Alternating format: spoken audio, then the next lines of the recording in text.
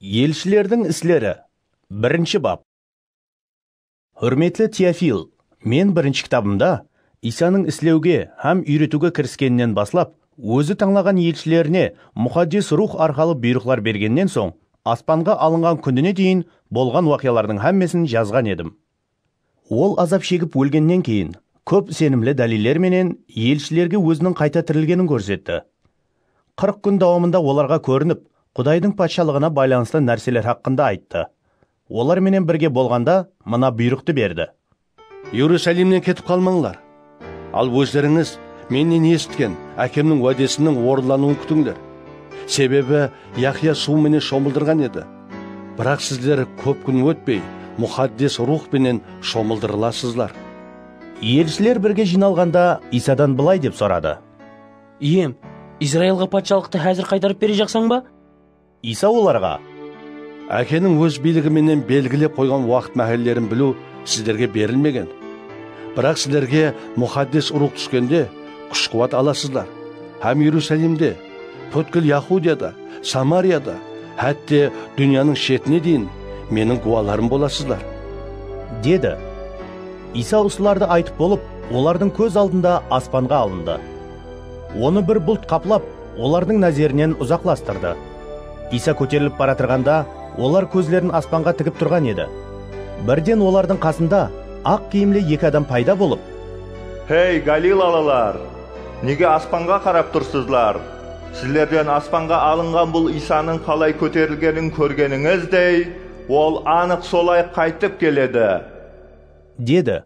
Бұнан соң елшілер Зайтун тауы деп аталған таудан Иерусалимге қайтып келді.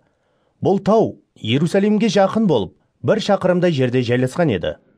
Қалаға кіріп, өзлері болып атырған үйдің жоғарғы қабатына көтерілді. Олар Петр, Юхан, Яқып, Андрей, Филипп, Томас, Бартоломей, Матта, Альфейдің ұлы Яқып, отансүйер Симон һәм Яқып ұлы Яхуда еді. Бұлардың һәммесі аял қызлар, Исаның анасы Мариям һәм оның туысқанлары менен бірлікте үзліксіз дуа ететұғын еді. Сол күндердің бірінде жиналған 120-ға шамалас сенушілердің арасынан Петр орнынан тұрып былай деді: Туысқанларым, мұқаддес рухтың Исаны ұслап алғанларға жол басшылық еткен, Яһуда хақында Дауд арқалы әуелден білдірген мұқаддес жазуы орындалуы керек еді. Яһуда да біздердің арамызда бірі болып, осы қызметтен үлесін алған еді. Бұл адам өз қылмысының хақысына бір егіслік жер сатып алды. Ол сол жерде ет бетінен жығылып, қарны жарылды, һәм барлық ішеклері ақтарылды. Бұл уақия Иерусалим тұрғындарының һәммесіне мәлім болды. Сондықтан сол егіслік жер олардың тілінде Хакилдама деп аталып, қан жері деген мәністі аңлатады. Өйткені Забурда оның мәканы қаңырап қалсын, онда жасаушы болмасын, және де оның орнын басқа біреу иелесін деп жазылған. Сондықтан иеміз Иса біздер менен бірге болғанда, яғни Яхияның суға шомылдыруынан баслап, Исаның аспанға алынған күніне дейін, барқұлла біздердің арамызда болған адамлардың бірі, оның қайта тірілгеніне біздер менен бірге гуа болуы тиіс. Солай етіп, екі адам, лақабы Юстус болған, Барсаба деп аталатұғын Юсуп һәм Матиас ұсынылды.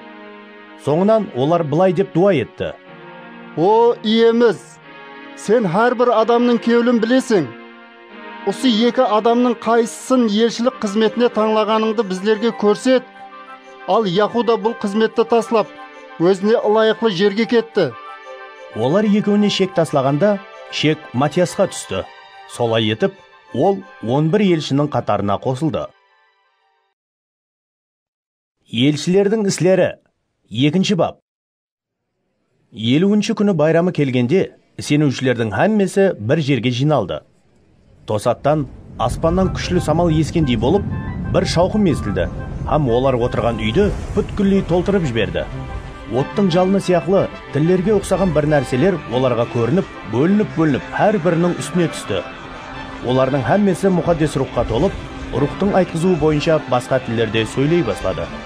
Сол уақытта Иерусалимде дүнияның әр түрлі елдерінен келген діншіл яһудилер жасайтұғын еді. Бұл сесті естіп, көп халық бір жерге жиналды. Олардың әр бірі өз тілдерінде айтылған сөздерді ескерліктен қайран болды. Hamma қатты таң қалысып, былай деді: Қараңлар, бұл сөйлеп атырғанлардың әммесі Галилалы емес пе? Онда қалай олардың біздердің әр біріміздің туылған жеріміздің тілінде сөйлеп атырғанын естіп тұрмыз.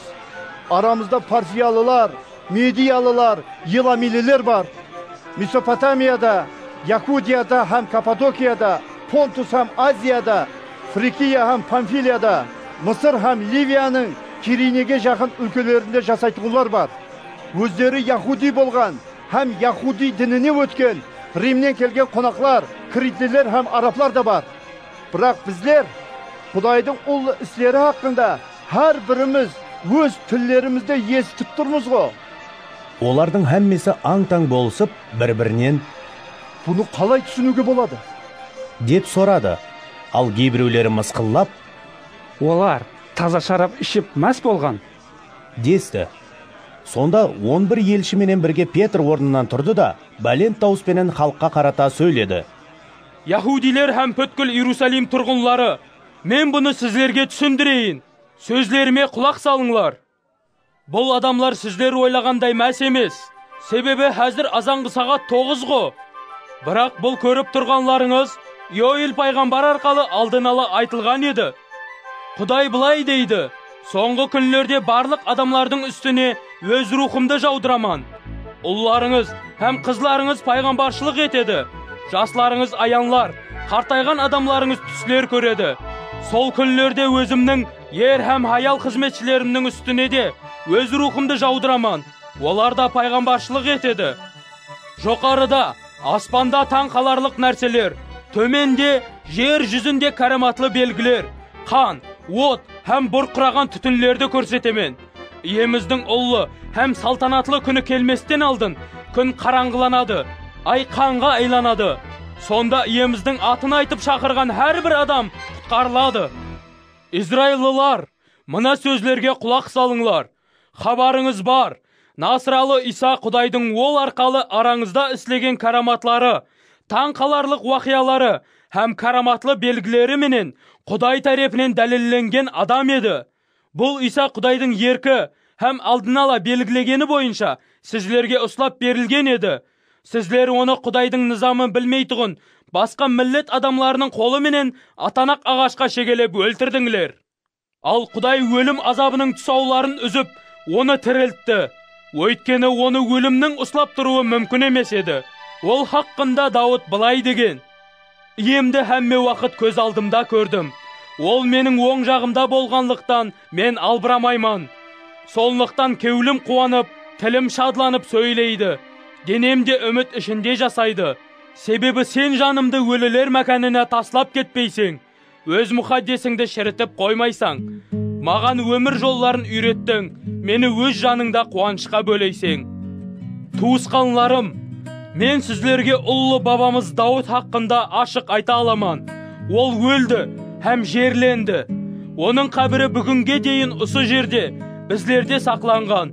Дауыт пайғамбар болғанлықтан, Құдайдың оған сенің ұрпағыңнан бірін тақтыңа отырғызаман деп өзіне ант ішіп, уәде бергенін білді.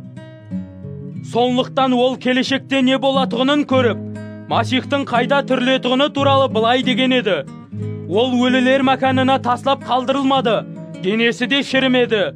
Құдай осы Исаны өлімнен тірілтті. Бұған біздердің әммеміз гуамыз. Ол Құдайдың құдіреті менен аспандағы жоғары әмелге көтеріліп, әкеден уәде етілген мұқаддес рухты алды. Әзір көргеніңіз һәм естігеніңіз сияқлы сол рухты біздерге жаудырды. Дауыт аспанға көтерілмеген болса да былай деген еді: Ием менің иеме айтты: Дұшпанларыңды аяғыңның астына бастырмағанымша менің оң жағымда отыр. Солай етіп бүткіл Израил халқы анық біліп қойсын: Құдай сізлер атанақ ағашқа шегелеген сол Исаны һәм иеміз һәм Масих қылды. Бұны ескелердің жүректеріне қанжар соғылғандай болды. Олар Петр һәм басқа елшілерден: Туысқанлар, біздер не істеуіміз керек? деп сұрады.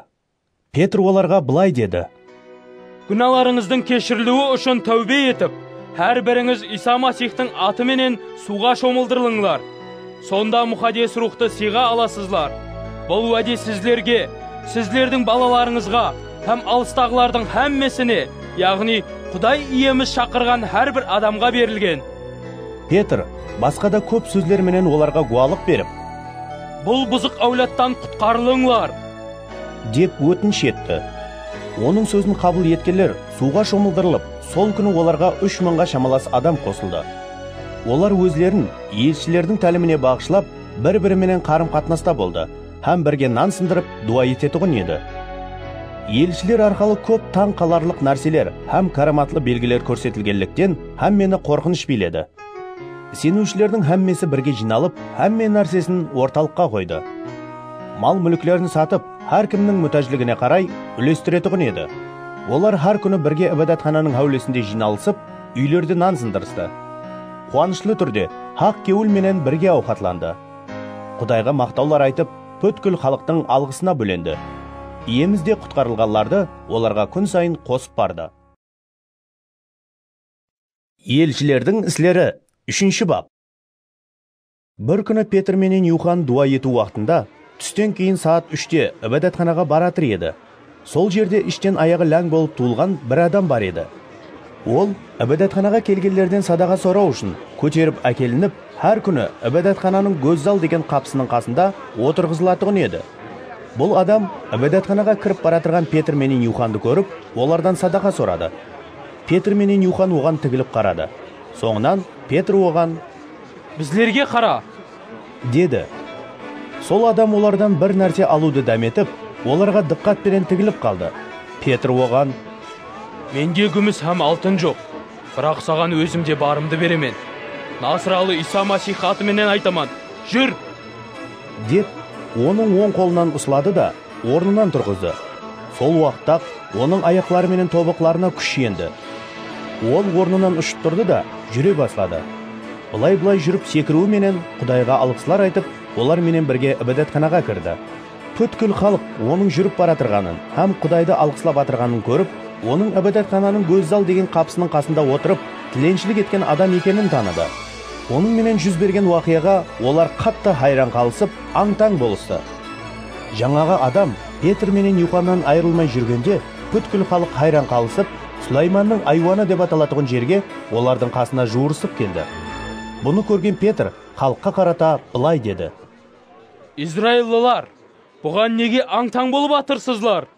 Бұл адамды біздер өз күшіміз, ямаса діншілігімізбенен жүргізгендей, неге біздерге тігіліп тұрсызлар? Ибраимның, Исақтың, Яқыптың Құдайы, біздің ата-бабаларымыздың Құдайы өз қызметшісі Исаны ұлылады. Сіздер оны ұслап бердіңлер, һәм Пилат оны босатуға қарар еткенде, оннан Пилаттың алдында уаз кештіңлер. Мұхаддес һәм хақ адамнан уаз кешіп, бір адам өлтірушінің өзлеріңізге босатылып берілуін талап еттіңлер. Сіздер өмір иесін өлтірдіңлер, бірақ Құдай оны өлімнен тірілтті. Біздер бұған гуамыз. Сіздер көрген һәм танитұғын бұл адам Исаның атыменен, оның атына деген сенімменен шипа тапты. Һәммеңіздің көз алдыңызда оған толық шипа берген Исаға деген сенім еді. Енді туысқанларым, сіздердің бұл істі басшыларыңыз сияқлы білмей істегеніңізді білемен. Бірақ барлық пайғамбарлар арқалы өз Масихының азап шегетұғынын алдын ала білдірген Құдай өз сөзін осылай әмелге асырды. Солай етіп, тәубе етіңлер, һәм күналарыңыздың жуылуы үшін Құдайға қайтыңлар. Сонда жаратқан иеміз сіздерге рәхәтлену уақытларын береді, һәм сіздер үшін алдын ала тайынланған Масихты, яғни Исаны жібереді. Құдайдың айемнен мұхаддес пайғамбарлары арқалы айтқанындай, һәмме нәрсенің өз қалпіне келуіне дейін Иса аспанда болуы керек. Өйткені Муса былай деген еді: Құдай иеміз сіздер үшін туысқанларыңыздың арасынан мен сияқлы бір пайғамбарды шығарады. Оның айтқан әрбір сөзін тыңлаңлар. Сол пайғамбарды тыңламаған әрбір адам Құдайдың халқы арасынан жоқ етіледі. Самуэль пайғамбардан бастап, онан кейін келіп сөйлеген пайғамбарлардың һәммесі де осы күнлер хақында болжаған еді. Сіздер пайғамбарлардың һәм Құдайдың ата-бабаларыңызбенен дүзген келісімінің мирасхорларысызлар. Себебі Құдай Ибраимға былай деген еді: Сенің әуладың арқалы жер жүзіндегі һәмме халықлар жарылқанады. Әр біріңізді жаман жолдан қайтарып, сіздерді жарылқау үшін Құдай өзі тайынлаған қызметшісін ең алдыменен сіздерге жіберді. Елшілердің істері 4-ші бап. Петр менен Юхан халыққа сөйлеп тұрғанда, руханилер, ібадатхана сақшыларының басшысы, һәм саддукейлер олардың жанына топарласып келді. Өйткені олардың халыққа тәлім беріп, Исаның мысалында өлілердің қайта тірілетұғынын жариялағанына қатты ашулы еді. Сондықтан олар Петр менен Юханды ұстап алды да, ертеңге дейін қамап таслады. Себебі күн кеш болып қалған еді. Бірақ елшілердің сөздерін естіген адамлардың көбісі сенді. Сенген ер адамлардың саны 5000-ға шамалас еді. Келесі күні Яхуди басшылары, ақсақаллар һәм діни мұғалімлер Иерусалимге жиналды. Бас рухани Ханна менен Каяфа, Юхан, Искендер һәм бас руханидың ұрпағынан болған басқа адамлар да сол жерде еді. Олар Петр менен Юханды ортаға тұрғызып, олардан: Сіздер бұны қандай күшпенен һәм кімнің атыменен істедіңдер? деп сұрады. Сонда Петр мұқаддес рухқа толып, былай деді: Халық басшылары һәм ақсақаллар, бұл ләң адамға істенген жақсылық һәм оның қалай шипа тапқаны хақында біздер бүгін тергеліп атырған болсақ, онда сіздердің һәммеңіз һәм бүткіл Израиль халқы мынаны біліп қойыңлар. Бұл адам сіздер атанақ ағашқа шегелеген, бірақ Құдай өлімнен қайта тірілткен Насралы Иса Масихтың атының құдіреті менен сап-сау болып алдыңызда тұр. Осы Иса мұқаддес жазуда айтылғандай, сіз құрылысшылар тарапынан керексіз деп тасланып, бірақ үйдің мүйешінің тек арғы тасы болған тас. Исадан басқа ешкім арқалы құтқарылу жоқ. Құтқарылуымыз үшін аспан астында адамларға берілген басқа ешбір ат жоқ. Кеңес ағзалары Петр менен Юханның білімсіз һәм қарапайым адамлар екенін байқап, олардың батыллығын көргенде таң қалысты. Олардың Иса менен бірге болғанын білді. Бірақ шипа тапқан адамның Петр һәм Юхан менен тұрғанын көріп, оларға қарсы еш нәрсе айта алмады. Солай етіп, кеңес ағзалары оларға сыртқа шығып кетуді бұйырды да, соңынан өзара кеңесе бастап: Бұл адамларға не істесек екен? Иерусалимде жасайтұғын әрбір адам олардың анық карамат істегенін біледі ғой. Біздер бұны бекарлай алмаймыз. Бірақ бұл хабардың халық арасында және де көбірек жайылмауы үшін, бұнан былай Исаның атыменен ешкімге ешқашан сөйлемеңдер деп қорқытып қояйық десті. Соңынан оларды шақырып алып, Исаның атыменен еш нәрсе айтпауларын һәм үйретпеулерін бұйырды. Бірақ Петр менен Юхан оларға жауап беріп: Өздеріңіз ойлап көрің. Құдайдың сөзлерінен көре, сіздердің сөздеріңізді тыңлау Құдай алдында дұрыс болар ма екен? Біздер көргенлерімізді һәм естігенлерімізді айтпай тұра алмаймыз, деді.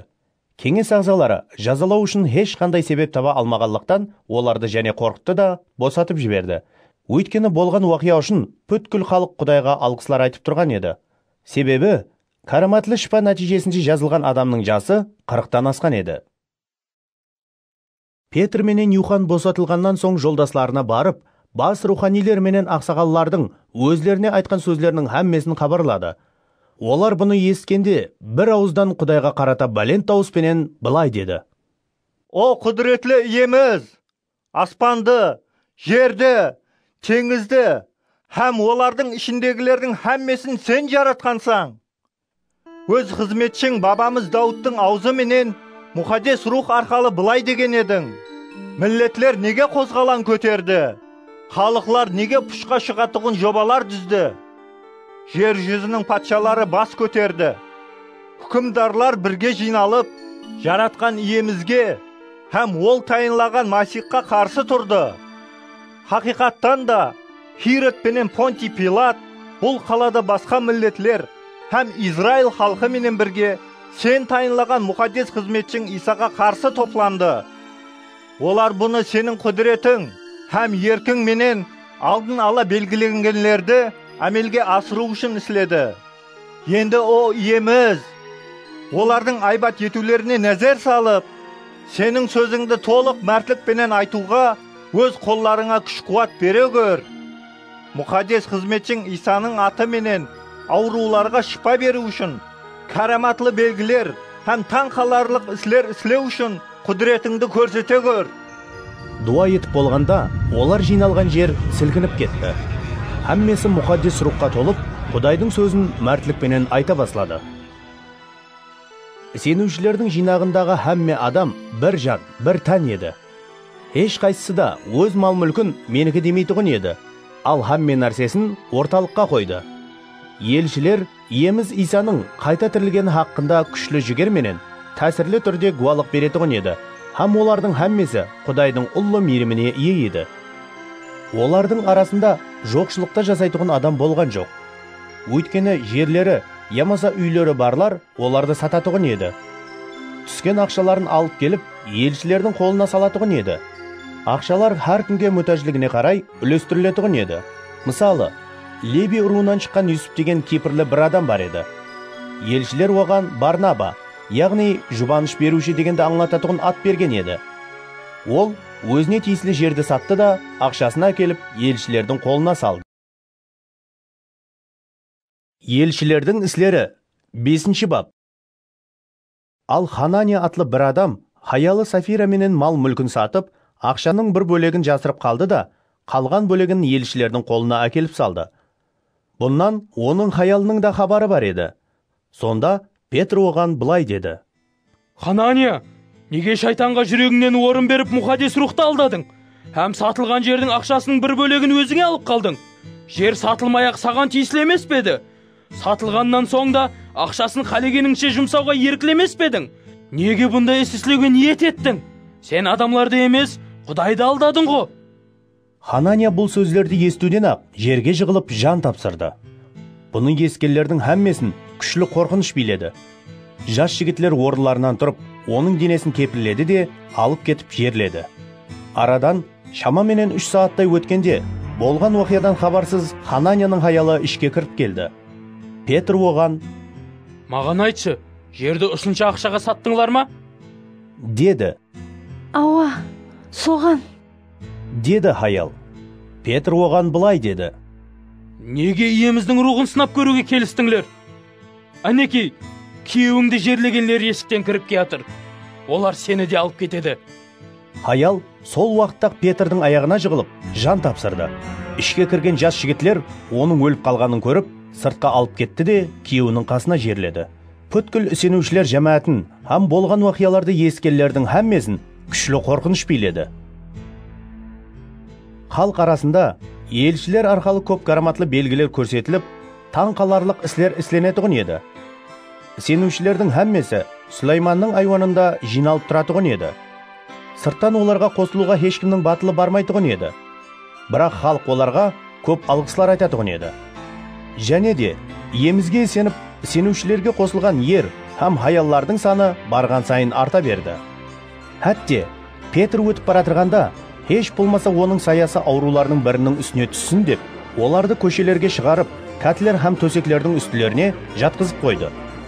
Иерусалимнің дөңгелегіндегі қалашалардан да көп адамлар жиналып, ауруларды һәм жауыз рухлардан азап шеккендерді алып келетұғын еді. Олардың әммесі шипа табатұғын еді. Сонда бас рухани һәм оның тарептарларының әммесі, яғни Саддукей топарының ағзаларының қызғаныштан ішлері жанып, елшілерді ұсылатты да мемлекет қамақханасына қаматып таслады. Бірақ түнде иеміздің бір періштесі қамақхананың қапыларын ашып, оларды сыртқа шығарды да: Барыңлар, ибадатханада тұрып, бұл жаңа өмір туралы сөздердің барлығын халыққа айтыңлар, деді. Елшілер айтылғанды тыңлап, таң сәһәрде ибадатханаға барды да тәлім бере баслады. Сол уақытта бас рухани һәм оның тарептарлары келіп, жоғарғы кеңестің адамларын, яғни Израиль халқының барлық ақсақалларын жиналуға шақырды, һәм елшілерді алып келу үшін қамақханаға адам жіберді. Бірақ сақшылар қамақханаға барғанда, елшілерді таппай ізлеріне қайтып келді де, мыналарды хабарлады: Қамақхананың бекем етіп жабылғанын, қапылардың аузында қарауылдардың тұрғанын көрдік. Бірақ қапыларды ашқанымызда іштен ешкімді таппадық. Бұл сөздерді есткен ибадатхана сақшыларының басшысы менен бас руханилер: Бұл не болғаны? десіп албырасып қалды. Сонда олардың қасына бір адам келіп: Әне, сіздер қамаққа салған адамлар ибадатханада тәлім беріп тұр, деп хабарлады. Солай етіп, сақшылардың басшысы сақшылар менен бірге кетіп елшілерді алып келді. Бірақ халықтың өзлерін таспенен ұруынан қорқып, оларға зорлық істемеді. Олар елшілерді алып келіп, жоғарғы кеңестің алдында тұрғызып қойды. Бас рухани елшілерді сорауға тұтып, бұл атпенен тәлім бермең деп қатаң бұйырған едік қой. Бірақ сіздер өз тәлиматыңызды бүткіл Иерусалим қаласына жайыпсызлар. Бұл адамның қанының төгілуіне де біздерді жауапкер қылмақшысызлар, деді. Петр менен басқа елшілер былай деп жауап берді. Адамларға емес, Құдайға бойсыну тиіс. Ата-бабаларымыздың Құдайы, сіздер атанақ ағашқа шегелеп өлтірген Исаны қайта тірілтті. Израильдің тәубе етіп, күнәларының кешірілуі үшін Құдай оны көсем һәм құтқарушы қылып, өзінің оң тарапіне көтерді. Біздер бұл істердің куәсіміз. Сондай-ақ, Құдайдың өзіне бойсынатығынларға беретіған мұқаддес рухы да бұларға куә. Жоғарғы кеңес ағзалары бұны естігенде ашуға мініп, елшілерді өлтірмекші болды. Бірақ бүткіл халықтың хүрметіне ие болған Низам мұғалімі Гамалиел атлы бір парисей кеңесте орнынан тұрып, елшілерді аз-маз уақытқа сыртқа шығарып тұруды бұйырды. Соңынан ол кеңес ағзаларына былай деді. Израилылар, бұл адамларға істейжақ ісіңізді абайлап істеңілер. Себебі бұннан бұрын өзін ұлы деп есаплаған Теудас атлы бір адам шыққан еді. Оған 400-ге шамалас адам қосылды. Бірақ ол өлтіріліп, ізіне ергенлердің әммесі тарқап, жоқ болып кетті. Оннан соң, халықтың есабы алынған күнлерде, Галилалы Яхуда шығып, бір топар адамларды ізіне ертті. Ол да өлтіріліп, ізіне ергенлердің әммесі тарқап кетті. Сондықтан, енді сіздерге айтатұғыным мынау. Бұл адамларға тимеңлер, оларды тынышына қойыңлар. Өйткені бұл іс-әрекет адамлардан болса, ол іске аспайды. Бірақ Құдайдан болса, бұл адамларды жоқ қыла алмайсызлар. Және де Құдайға қарсы ұрысушы болып қалуыңыз да мүмкін. Кеңес ағзалары Гамалиелдің маслихатын қабыл етті де, елшілерді ішке шақыртып, оларды қамшылатты. Һәм Исаның атыменен уаз айтпауды бұйырып, босатып жіберді. Елшілер Исаның аты себеплі масқаралануға миястар болғаны үшін жоғарғы кеңестен қуанышлы түрде шығып кетті. Олар әр күні ібадатханада һәм үй-мүй тәлім беруін, Исаның Масих екені хақында хош хабарды жариялауын тоқтатқан жоқ. Елшілердің іслері 6 бап. Масихтың шәкіртлерінің саны өсіп атырған сол күллерде грекше сөйлейтұғын ісенуші яхудилер тәрепінен еврейше сөйлейтұғын ісенуші яхудилерге қарсы наразылық пайда болды. Себебі, күнделіклі жәрдем бөлістірілгенде, олардың жесірлеріне кеуіл аударылмайтұғын еді. Сонда 12 елші әмме шәкіртлерді бір жерге жинап, Құдайдың сөзін жариялау ісін таслап, дастұрған басында қызмет еткеніміз дұрыс болмас. Туысқанларым, араңызда жақсы аты шыққан, мұқаддес ұрық менен даналыққа толған 7 адамды таңлаңлар. Оларға осы істі тапсырайық. Ал біздер өздерімізді дуа етуге һәм Құдайдың сөзін жариялауға бағышлайық, деді. Бұл сөз бүткіл жәмәтке ұнады. Олар сенімі күшлі һәм мұқаддес рухқа толы болған Степанды, және де Филипті, Прохорды, Никанорды, Тимонды, Парменді һәм Яхуди дініне өткен Антиохиялы Николасты сайлап, елшілердің алдында тұрғызды. Елшілер дуа етіп, олардың үстілеріне қолларын қойды. Солай етіп, Құдайдың сөзі жайылып, Иерусалимдегі шәкіртлердің саны көбейе берді. Руханилердің көбісі де елшілердің тәлімін қабыл алып, сене баслады. Құдайдың мейірімі менен құдіретіне толы болған Степан халық арасында ұлы таңқаларлық нәрселер һәм караматлы белгілер көрсететұғын еді. Дегенменен, Киренелі, Искендериялы һәм Киликия менен Азиядан болған адамлардың Еркілер мәжілісханасы деген мәжілісхананың айрым ағзалары Степанға қарсы шығып, оның менен тартыса баслады. Бірақ ол даналық һәм мұқаддес рух пенен сөйлегенліктен олар қарсы тұра алмады. Сонда олар бірнеше адамды үгітлеп, оның Мусаға һәм Құдайға тіл тигізгенін естік, деп айтқызды. Солай етіп, олар халықты, ақсақалларды һәм діни мұғалімлерді өшегістіріп, бас салып Степанды ұслады да, оны жоғарғы кеңестің алдына алып келді. Олар әкелген жалған гуалар, мына адам ібадатханаға һәм Мусаның низамына үзліксіз қарсы сөйлеп жүр. Біздер оның Насралы Иса ібадатхананы жоқ қылады Мусаның біздерге берген үрп әдетлерін өзгертеді деген естік деді.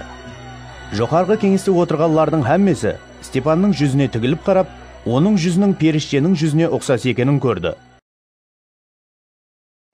Елшілердің іслері 7 бап. Сонда бас рухани Степаннан: Осы дұрыс па? деп сұрады. Степан былай деп жауап берді: Туысқанларым һәм ағаларым, маған құлақ салыңлар. Бабамыз Ибраим Харанға көшіп орналаспастан бұрын, Месопотамияда болған уақытында ұлы Құдай оған көрініп, еліңді һәм ағайын туғанларыңды қалдырып, мен саған көрсететұғын елге бар деген еді. Солай етіп, Ибраим халделілердің елінен шығып, Харанға орналасты. Әкесінің өлімінен кейін Құдай оны сол жерден алып, әзір сізлер жасап атырған бұл елге көшірді. Дегенменен, Құдай бұл жерде оған ешқандай мирас, бір қарыс жер де бермеген еді. Бірақ, сол уақытта Ибраимның баласы жоқ болса да, Құдай бұл жерді оған һәм оның ұрпақларына мүлік қылып беретұғынын уәде еткен еді. Және де, Құдай оған былай деген еді: сенің ұрпақларың жат жерде жат болып, 400 жыл құллықта жасайды, һәм зұлымлық көреді. Бірақ мен оларды құл еткен халықты жазалайман. Бұнан соң, олар сол жерден шығып, маған бұл жерде сыйынады. Соңынан Құдай Ибраим менен мұқаддес келісім түзіп, сүннетлеу рәсімін оның белгісі қылды. Солай етіп, Ибраим Исақтың әкесі болып, оны 8-ші күні сүннет етті. Исақ Яқыптың, Яқып 12 ұлы аталарымыздың әкесі болды. Юсупты күнлеген аталарымыз оны Мысырға сатып жіберді. Бірақ Құдай оның менен бірге болып, барлық қиыншылықларынан құтқарды. Мысыр патшасы фараонның алдында оған даналық һәм мейірім шәфәәтлік берді. Фараон оны Мысырдың һәм сарайындағы барлық адамлардың үстінен басшы қылып қойды. Соңынан бүткіл Мысыр һәм Канан елдерінде ашлық болып үлкен қиыншылықлар басланды. Ата-бабаларымыз жеуге ауқат таба алмай қалды. Мысырда ғалле бар екенін есткен Яқып аталарымызды сол жаққа бірінші мәрте жоллады. Олар Мысырға 2-ші мәрте келгенде Юсуп туысқанларына өзінің кім екенін танытты, һәм фараонға оның шығысы белгілі болды. Юсуп әкесі Яқыпты һәм барлығы 75 адамнан ібарат болған һәмме ағайын туғанларын өзіне шақыртып алды. Солай етіп, Яқып Мысырға көшіп кетті. Оның өзі де, ата-бабаларымыз да сол жерде қайтыс болды. Олардың сүйегі Шикемге алып келініп, Ибраимның сол жерде Хамордың ұлларынан күміс ақшаға сатып алған қабіріне қойылды. Құдайдың Ибраимға берген уәдесінің орындалатұғын уақыты жақындағанда, Мысырдағы халқымыздың саны жүдә көбейіп қалған еді. Сол уақытта Мысырда Юсупты танымайтұғын басқа бір патша тақтқа отырды. Ол халқымыздан хилекерлікпенен пайдаланып, зұлымлық істеді һәм олардың жаңа туылған балаларының тірі қалмауы үшін далаға таслауға мәжбүрледі. Сол уақытта Муса дүнияға келді. Ол жүдә сұлу бала болып, 3 ай әкесінің үйінде бағылды. Ол далаға тасланғанда, оны фараонның қызы тауып алып, өз баласындай қылып тәрбиялап өсірді. Муса мысырлылардың барлық білім тарауларынан тәлім алып, сөзінде де, ісінде де күшлі болды. Ол 40 жасқа толғанда, оның кеуілінде өз туысқанлары болған Израилалардың жағдайын барып көру ниеті пайда болды. Олардың біріне әділсізлік ісленгенін көрген Муса, оны жақлады да, әділсізлік ісілген мысырлыны өлтіріп, зұлымлық көрген адам үшін өш алды. Ол, Құдайдың мен арқалы өзлерін құтқаратұғының туысқанларын түсінер деп ойлаған еді. Бірақ олар түсінбеді. Ертеңіне Муса төбелесіп атырған 2 Израилны ұшыратып қалғанда, оларды жарастырмақшы болып, жігітлер, сіздер туысқансыз ғой, неге бір-біріңізге жәбір беріп атырсызлар деді. Бірақ жақынына жәбір берген адам Мусаны итеріп жіберіп, кім сені біздердің үстімізден басшы һәм қазы қылып қойды? Кеше Мысырлыны өлтіргеніңдей, мені де өлтірмекшімсің деді. Бұл сөзді естігенде Муса Мидиян еліне қашып кетіп, сол жат жерде жасады. Ол сол жерде 2 балалы болды. 40 жыл өткеннен соң, Синай тауының дөңгелегіндегі шөлде жанып тұрған пұтаның жалынында Мусаға бір періште көрінді. Муса бұл көрініске таң қалды. Анықлап көру үшін жақындағанда, жаратқан иеміздің, мен сенің ата-бабаларыңның құдайыман, Ибраимның, Исақтың, Яқыптың құдайыман деген даусы естілді. Муса қорққанынан қалтырап, қарауға жүрексіне алмады. Соңынан жаратқан иеміз оған былай деді: аяқ киіміңді шеш, өйткені сен тұрған жер мұқаддес. Мен халқымның Мысырда азап ақырет шегіп атырғанын көрдім. Оның наласын естіп, оны құтқару үшін аспаннан түстім. Енді бар, мен сені Мысырға жіберемен. Бұл кім сені басшы һәм қазы қылып қойды деп адамлар тән алмаған сол Муса еді. Құдай оны пұтада көрінген періште арқалы басшы һәм құтқарушы қылып жіберді. Мысырда, Қызыл теңізде һәм 40 жыл бойы шөлде таң қаларлық нәрселер һәм караматлы белгілер көрсетіп, халықты Мысырдан шығарған осы Муса еді. Израиль ұлларына, Құдай сіздерге өз туысқанларыңыздың арасынан мен сияқлы бір пайғамбарды шығарады дегенде осы Муса еді. Синай тауында өзіне сөйлеген періштенің сөздерін ата-бабаларымызға жеткізген, һәм шөлде жиналған Израиль халқымен бірге болған да сол еді. Ол біздерге жеткізу үшін Құдайдың тірі сөздерін алған еді. Бірақ ата-бабаларымыз оған бойсынуды қалемеді, һәм оны тән алмай кеуіллері Мысырға ауды. Олар Харонға, біздерді баслап жүретін құдайлардың мүсіндерін соғып бер. Себебі біздерді Мысыр елінен шығарған сол Мусаға не болғанын білмейміз деді. Сол күнлерде олар бұзаудың мүсінін соғып, сол бұтқа құрбанлық берді. Олар өз қолларымен соққан бұтқа қуанып, кеуіл көтерісті. Сондықтан Құдай олардан жүзін теріс бұрып, оларды аспан денелеріне табынуға таслап қойды. Бұл пайғамбарлардың кітабында жазылғандай болды. Хәй Израиль халқы, сіздер шөлде 40 жыл бойы маған құрбанлық һәм сыйлар бердіңіз бе? Өзлеріңіз табыну үшін істеген бұтларды, Молықтың шатырын һәм Құдайыңыз Рефанның жұлдызын көтеріп жүрдіңлер ғой. Сондықтан мен сіздерді Бабилонның ар жағына сүргін қыламан. Ата-бабаларымыздың шөлде гуалық шатыры бар еді. Муса оны өзіне сөйлеген Құдайдың бұйырғанындай көрген үлгі бойынша істеген еді. Шатыр әулеттен әулетқа өтіп, ата-бабаларымыз Ешуаның басшылығында Құдай қуып жіберген халқылардың жерлерін иелегенде, оны өзлерімен бірге алып жүрді. Шатыр Дауыттың заманына дейін болды. Құдай алдында мейірімге еріскен Дауыт, Яқыптың Құдай үшін мәкан құруға рұқсат сұрады. Бірақ Құдай үшін үй салған Сулайман болды. Дегенменен, құдіретлі Құдай адамның қолы менен салынған мәкалларда жасамайды. Ол пайғамбар арқылы былай деген еді: аспан менің тақтым, жер аяқ басарым. Сіздер маған қандай үй салып бере жақсызлар? Менің дем алатығын орным қай жерде екен? Бұлардың хәммесін менің қолым жаратпады ма? Хей өжетлер, шын кеуілден Құдайға бойсынбайтығынлар, оның сөзін тыңламайтығынлар. Сіздер ата-бабаларыңызға ұқсап, мұқаддес рухқа барқыла қарсы тұрасызлар. Ата-бабаларыңыз пайғамбарлардың қайсы бірін қудаламады. Олар хақ адамның келуін алдын ала болжағанларды да өлтірді ғой. Сіздер де енді оған сатқынлық істеп, оны өлтірдіңлер. Сіздер періштелер арқылы берілген мұқаддес низамды алсаңлар да, оны орыламадыңлар. Кеңес ағзалары бұл сөздерді естігенде ашуға мініп, Степанға қарсы тістерін қайрады. Ал мұқаддес рухқа толған Степан көздерін аспанға тігіп, Құдайдың салтанатын һәм Құдайдың оң тарапында тұрған Исаны көрді. Сонда ол: қараңлар, аспанның ашылғанын һәм адам ұлының Құдайдың оң тарапында тұрғанын көріп тұрман, деді. Ал олар құлақларын жауып қатты қышқырысты. Хәммесі бірден Степанға топылды да, оны қаланың сыртына сүйреп шығарып, оған тас лақтыра бастады. Гуалар өз киімдерін Саул атлы бір жас жігіттің аяғының жанына қойды. Олар тас лақтырып атырғанда, Степан: ием Иса, рухымды қабыл ет, деп дуа етті. Соңынан ол тізе бүкті де бәлен дауыспенен: о ием, бұл күнәні олардың мойнына жүктеме, деді.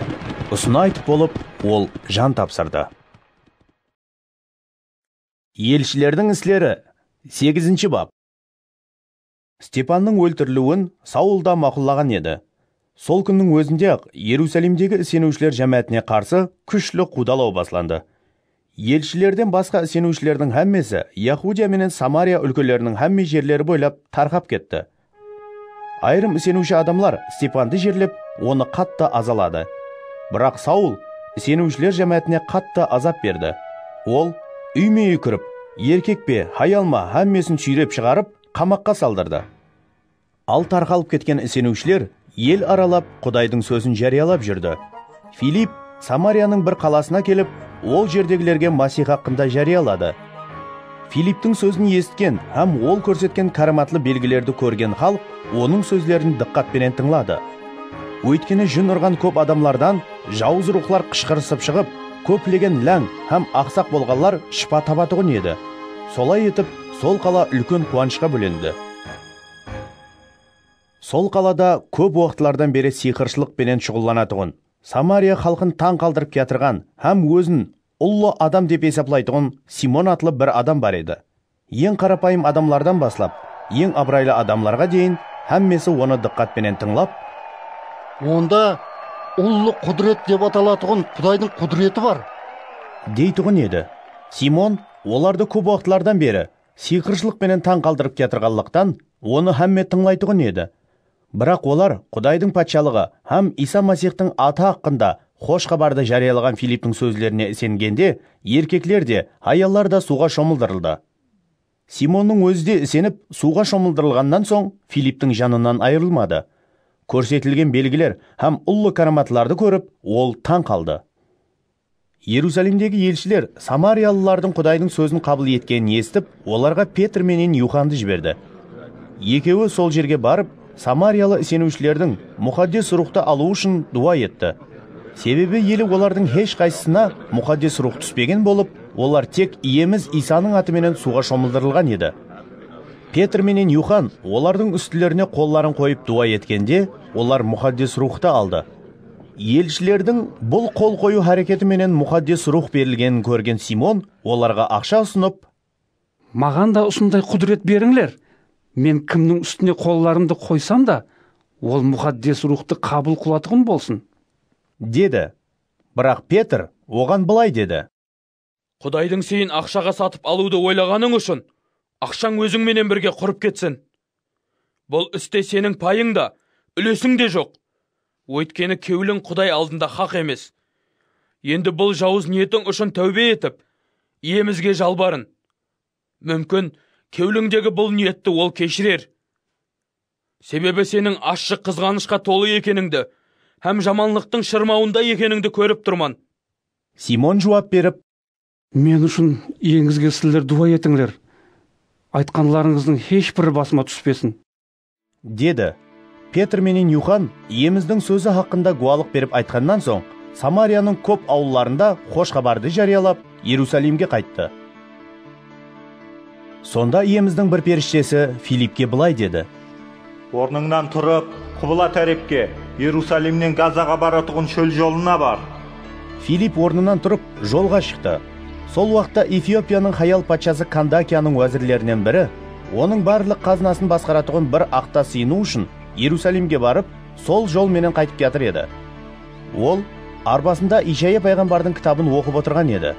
Мұқаддес рух Филиппке: барып, сол арбаға жақынлас деді. Филипп жуырып арбаның қасына барғанда, оның Ишая пайғамбардың кітабын оқып отырғанын естіп, не оқып отырғаныңды түсінесің бе? деп сұрады. Эфиопиялы: біреу маған жол жорық көрсетпесе, қалай түсіне аламан? деді де Филипптен арбаға мініп отыруды өтініш етті. Ол мұқаддес жазудың мына жерін оқып отырған еді. Ол қой сияқлы бауызлануға алып барылды. Жүн қырқушының алдында қозы қалай үндемей тұрса, ол да солай аузын ашпады. Ол қорланып, әділ үкім алудан жұда болды. Оның ұрпақларын кім тілге алады? Өйткені оның бұл дүниедағы өмірі таусылды. Уәзір Филипптен: өтінемін, маған айтшы, пайғамбар кім туралы айтып жатыр? Өзі туралы ма, ямаса басқа біреу туралы ма? деп сұрады. Сонда Филипп мұқаддес жазудың үсі жерінен баслап, Иса хақында хош хабарды оған айтып берді. Олар жол жүріп кетірганда су бар жерге келді. Міне, бұл жерде су бар ғой. Суға шомылдырылуыма не тосқылық қылады? деді уәзір. Соңынан арбаны тоқтатуды бұйырды. Филипп пенен екеуі де суға түсті, һәм ол Филипптің қолынан суға шомылдырылды. Олар судан шыққанда, иеміздің рухы Филипті бірден алып кетіп, уәзір оны қайтып көрмеді. Солай болса да, ол қуанышлы түрде жолын давам етті. Ал Филипп Азот қаласында пайда болды. Ол Кесарияға барғанша барлық қалаларды аралап, қош хабарды жариялап жүрді. Елшілердің істері 9 бап. Ал Саул иеміздің шәкіртлеріне елі өлім қаупін тудырып жүрді. Ол бас руханиге барды да, Дамасктағы мәжілісханаларға хаттар жазып беруін сұрады. Сол жерде Исаның жолыменен жүрген еркек болсын, хаял болсын, тапса оларды ұслап, Иерусалимге алып келу ниетінде еді. Ол жол жүріп Дамаскқа жақындағанда, тосаттан аспаннан түскен бір нұр оның атрапын жарқыратып жіберді. Саул жерге жығылып, Саул, Саул, сен неге мені қудалап атырсаң? деген дауысты естті. Саул, Сен кімсің, ием? деп сұрады. Мен сен қудалап атырған Исаман. Ал енді орныңнан тұрып қалаға бар. Нені істеу тиіс екенлігін саған айтылады. деген дауыс естілді. Саул менен киятырғалардың тіллері тұтылып, тоқтап қалды. Себебі олар дауысты естісе де, ешкімді көрмеген еді. Саул жерден тұрды, бірақ көзлерін ашқанда еш нәрсе көре алмады. Сонлықтан олар оның қолынан ұслап Дамаскқа жетелеп апарды. Оның көзлері 3 күн бойы көрмей қалып, еш нәрсе ішіп жемеді. Дамаскта Ханания атлы Исаның шәкірті бар еді. Иеміз оған көрініп, Ханания, деді. Осы жерде мен, ием. Деп жауап берді ол. Иеміз оған, орныңнан тұр да, Туры көше деген көшеге барып, Яхуданың үйіндегі Саул атлы бір Тарсуслы адамды сұра. Ол қазір дуа етіп атыр. Ол өзіне көрсетілген аянда жанына Ханания атлы бір адамның келіп, көздерінің қайтадан көру үшін үстіне қолларын қойып, дуа еткен көрген еді. деді. Ханания жауап беріп, Ием, бұл адамның сенің Иерусалимдегі мұқаддеслеріңе қанша жаманлық істегенін мен көп адамдардан естіген едім. Бұл жерге де ол сенің атыңа сыйынатығылардың хаммесін тұтқынға алу үшін бас руханилерден билік алып келген. деді. Иеміз оған, Бар, өйткені мен бұл адамды атымды басқа миллеттерге, патшаларға, һәм Израиль ұлларына жеткізу үшін таңладым. Менің атым үшін қаншама азап шегетуінің өзім оған көрсетемін. деді. Солай етіп, Ханания барды да сол үйге кірді, һәм қолларын Саулдың үстіне қойып, Туысқаным Саул, саған киятырған жолыңда көрінген иеміз Иса көзлеріңнің ашылып, мұқаддес рухқа толуың үшін мені жіберді. деді. Сол уақытта көздерінен перде түскендей болып, Саул және көре баслады. Ол орнынан тұрып, суға шомылдырылды, һәм ауқат жеп күшке енді. Саул бірнеше күн Дамасктағы шәкіртлерінің жанында қалды. Ол дәрхал Исаның Құдайдың ұлы екенлігін мәжілісханаларда жариялай баслады. Оны ескерлердің хаммесі таң қалысып, Мынау Иерусалимде осы Исаның атына сыйынатығыларды қырған адам емес пе? Ол бұл жерге де сондай адамларды тұтқын етіп, бас руханилерге апару үшін келген жоқ па еді? десті. Бірақ Саул күннен күнге рухи күшке толысып барды. Исаның Масих екенлігі хақында дәлелдер келтіріп, Дамаскта жасайтұғын яхудилерді таң қалтыратұғын еді. Арадан көп күндер өткенде яхудилер Саулды өлтіруге тіл біріктірді. Бірақ олардың бұл ниеті Саулға белгілі болып қалды. Яхудилер оны өлтіру үшін күні түні қаланың дарвазасын аңлады. Дегенменен Саулдың шәкіртлері бір күні түнде оны себетке салды да қаланың диуалынан түсіріп жіберді. Саул Иерусалимге келіп, сол жердегі шәкіртлерге қосылуға тырысты. Бірақ оның Исаның шәкірті болғанына сенбей, олардың хаммесі оннан қорқатұғын еді. Сонда Барнаба оны елшілерге ертіп келді. Ол Саулдың жолда иемізді қалай көргенін, иеміздің оның менен сөйлескенін, һәм оның Дамаскта қалай Исаның атыменен батыл түрде уаз айтқанын оларға айтып берді. Солай етіп, Саул Иерусалимде олар менен бірге араласып, иеміздің атыменен қорықпастан уаз айтып жүрді. Ол грекше сөйлейтұғын яхудилер менен сөйлесіп, тартысатұғын еді. Ал олар Саулды өлтіруге әрекет етті. Туысқанлар бұны білгенде, оны Кесарияға апарып, сол жерден Тарсусқа жіберді. Солай етіп, бүткіл Яхудия, Галила һәм Самария бойлап сенушілер тынышлыққа ерісті. иемізден қорқып жасаған жамаат беккемленіп, мұхаддис рухтың қоллап қуатлауы менен саны өсе берді. Сонда Петр ел аралап жүріп, Лиддада жасайтығын ісенушілерді көруге келді. Ол сол жерде ләң болып, 8 жылдан бері төсек тартып жатырған Еней атлы бір адамды көрді. Петр оған: Еней, Иса Масих саған шипа береді. Орныңнан тұрып, төсегіңді жина, деді. Еней сол уақытта орнынан тұрды. Лидда һәм Шаронда жасайтығылардың дерлік һәммесі бұны көріп, иеміздің жолына түсті. Яффада Исаның шәкірті болған Тавита атлы бір хаял бар еді.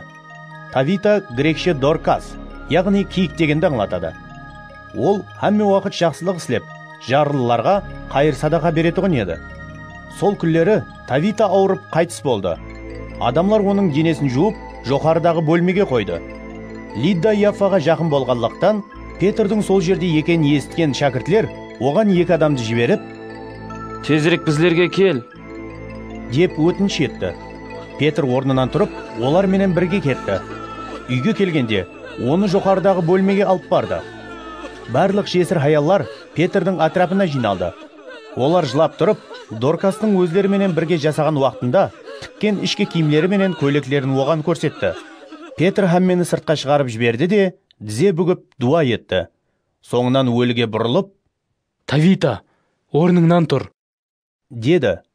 Хаял көзлерін ашты да, Петрді көріп тікейіп отырды.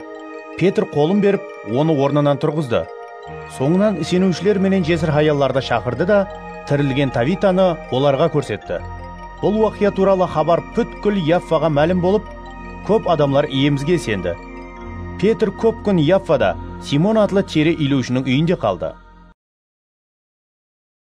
Елшілердің істері 10 бап. Кесарияда Итальян деген әскери бөлімінің жүзбасысы болған Корнелий атлы бір адам бар еді. Ол бүткіл шаңарағы менен Құдайдан қорқатұғын діншіл адам еді. Халыққа көп жәрдем беріп, Құдайға бәрхүлла дуа ететұғын еді. Бір күні түстен кейін саат 3-лер шамасында Құдайдың бір періштесінің оған келіп: Корнелий, деп айтқанын ол бір аянда анық көрді. Корнелийді қорқыныш билеп, ол көзлерін періштеге тікті де: Неуі, ием? деді. Періште оған жауап беріп: еткен дуаларың менен берген қайыр садақаларың Құдайға жетіп барды. Құдай оларды есте сақлады. Енді Яффаға адамларды жіберіп, Петр деп аталатығын Симон деген бір адамды шақырт. Ол үйі теңіз жағасында жайласқан Симон атлы бір тері илеушінің үйінде қонақта, деді. Өзіменен сөйлескен періште кеткенде, Корнелий қызметшілерінен 2-ін һәм өз жәрдемшілерінің ішінен бір діншіл әскерді шақырды. Оларға һәммесін түсіндіріп, Яффаға жіберді. Ертеңіне саат 12-лер шамасында олар жол жүріп қалаға жақынласқанда, Петр дуа ету үшін тамның төбесіне шықты. Ол аш болып ауқат жегісі келді. Ауқат тайырланып отырғанда айрықша жағдайға түсті. Сонда ол аспанның ашылғанын һәм дастұрхан сияқлы бір нәрсенің 4 мүйіші асылған халында жерге түсіп ятырғанын көрді. Оның ішінде әр түрлі 4 аяқлы жануарлар, жер бауырлаушылар һәм аспан құслары бар еді. Бір дауыс оған: Петр, тұр, сойып же, деді. Яқ, ием, мен ешқашан харам ямаса патасса жеген емеспен, деді Петр. Дауыс және екінші рет естіліп, Петрге: Құдайдың хадаллағанын сен харам деме, деді. Бұл 3 мәрте тәкрарланып, дастұрхан дәрхәл аспанға көтеріліп кетті. Көрген аянның нені аңлататығын ойлап, Петр хайран болып тұрғанда, Корнелий жіберген адамлар Симонның үйін сорап, қапының алдында тоқтап қалды. Олар дауыслап: Петр деп аталатығын Симон осы жерде тұрып атыр ма? деп сұрады. Петр елі аян хақында ойланып тұрғанда, мұхаддис рух оған: әне, 3 адам сені іздеп жүр. Қане, орныңнан тұрып, төменге түс. Еш екіленбестен, олар менен бірге кет. Себебі оларды мен жібердім, деді. Петр төменге түсіп, адамларға: сіздер ізлеп жүрген адам мен боламын. Қандай жұмыспенен келдіңдер? деді. Олар Петрге: Корнилий деген хақ һәм Құдайдан қорқатұғын бүткіл яхудилер құрмет ететін бір жүзбасы бар. Оған бір мұқаддес періште сені үйіне шақыртып, сөзлеріңді тыңлауды бұйырыпты, деді. Сонда Петр оларды ішке мұрат етіп, мейман қылды. Ертеңіне Петр тұрып, олар менен бірге жолға шықты. Яффадағы туысқалардың айрымлары да оның менен бірге кетті. Олар келесі күні Кесарияға келді. Корнелий ағайын туғанларын, һәм жақын достарын жинап, оларды күтіп отырған еді. Петр үйге кіргенде, Корнелий оны қарсы алды да, аяқларына жығылып, оған табынды. Бірақ Петр оны тұрғызып, «Тұр, мен де адамман ғой», деді. Петр Корнелий менен сөйлесіп ішке кіргенде, көп адамлардың жиналып отырғанын көріп, оларға былай деді. «Яхуди адамның басқа миллет адамы менен қарым-қатынаста болып, оған баруы қадаған екенін білесіздер. Бірақ Құдай маған еш адамды харам һәм іпләс демеу керектігін көрсеткен еді. Сондықтан шақырылғанымда бас тартпай осы жерге келдім. Енді мені не себептен шақырғаныңызды сұрауыма бола ма?» Корнелий былай деді. 4 күн алдын ұсындай уақытта түстен кейін сағат 3-те үйде дуа етіп отыр едім. Тосаттан жарқыраған киімді бір адам алдымда пайда болып, маған: «Корнелий, Құдай сенің дуаңды естіп, берген қайыр садақаларыңды есте сақлады. Яффаға адам жіберіп, Петр деп аталатұғын Симонды шақырт. Ол теңіз жағасында жасайтұғын тері илеуші Симонның үйінде тұрып атыр» деді. «Сондықтан мен сізге дәру адам жолладым. Сіз де келіп жақсы қылдыңыз. Енді біздер әммеміз иеміздің сізге бұйырған әр бір нәрсесін тыңлау үшін Құдай алдында отырмыз». Сонда Петр былай деп сөзін бастады. Құдайдың адамларды айырмайтұғынын, бірақ өзінен қорыққан һәм хақ іс істеуші адамды миллетіне қарамай қабыл ететұғынын хақиқаттан түсініп тұрман. Құдай Израиль халқына Иса Масих арқалы тынышлық хош хабарын жариялағанын білесіздер. Иса Масих әр бір адамның иесі. Яхия суға шомылдырылуды жариялағаннан соң, Галиладан баслап бүткіл Яхудияда болған мына уақиялардан да хабарыңыз бар. Құдай Насралы Исаға мұқаддес рух һәм құдірет беріп, қызметке тайынлады. Иса һәмме жерді айланып жақсылық істеді. Шайтанның қол астында болғанлардың һәммесіне шипа берді. Өйткені Құдай оның менен бірге еді. Исаның яхудилердің өлкесінде һәм Иерусалимде істеген істерінің һәммесіне біздер гуамыз. Адамлар оны атанақ ағашқа шегелеп өлтірген еді. Бірақ Құдай Исаны 3-ші күні өлімнен тірілтті. Һәм оның адамларға көрінуіне жол қойды. Ол адамлардың һәммесіне емес, ал Құдайдың алдын ала таңлаған гуаларына, яғни біздерге, өлімнен қайта тірілгеннен кейін өзіменен бірге ішіп жегенлерге көрінді. Ол өзінің Құдай тарапынан тірілерді һәм өлілерді хүкім етуші болып тайынланғанын халыққа жариялауымызды һәм бұл хақында гуалық беруімізді бұйырды. Пайғамбарлардың һәммесі Иса хақында гуалық беріп, оған сенген әр бір адамның күнәлары оның атыменен кешірілетұғынын айтқан еді. Петр елі осы сөздері сөйлеп тұрғанда, Құдайдың сөздерін ескен әр бір адамның үстіне мұқаддес рух түсті. Петр менен бірге келген сенуші яхудилер мұқаддес рухтың сыйы басқа миллет адамларының үстілеріне де жауғанына таң қалысты. Себебі олардың басқа тілдерде сөйлеп, Құдайды алқыслап тұрғанын естті. Сонда Петр: «Оларды анық біздер сияқлы мұқаддес рухты алды. Олардың суға шомылдырылуына кім қадаған ете алады?» деді. Солай етіп, Петр олардың Иса Масихтың атыменен суға шомылдырылуын бұйырды. Соңынан олар Петрден бірнеше күн қалуын өтініш етті. Елшілердің істері 11-ші бап. Елшілер менен Яхудиядағы туысқанлар басқа миллетлердің де Құдайдың сөзін қабыл еткенін естті. Сондықтан Петр Иерусалимге келгенде, сүннетлі сенушілер оны айыплап: «Сен сүннетсіз адамлардың үйіне барып, олар менен бірге ас ішіпсең?» деді. Сонда Петр сөз баслап, болған уақияны ізбезлікпенен айтып берді. «Мен Яффа қаласында дуа етіп отырған едім. Айрықша жағдайға түсіп, бір аян көрдім. Дастұрханға ұқсаған бір нәрсе 4 меші асылған халында аспаннан түсіп, менің жаныма дейін келді. Көзлерімді тігіп, дастұрханға диққатпенен қарадым.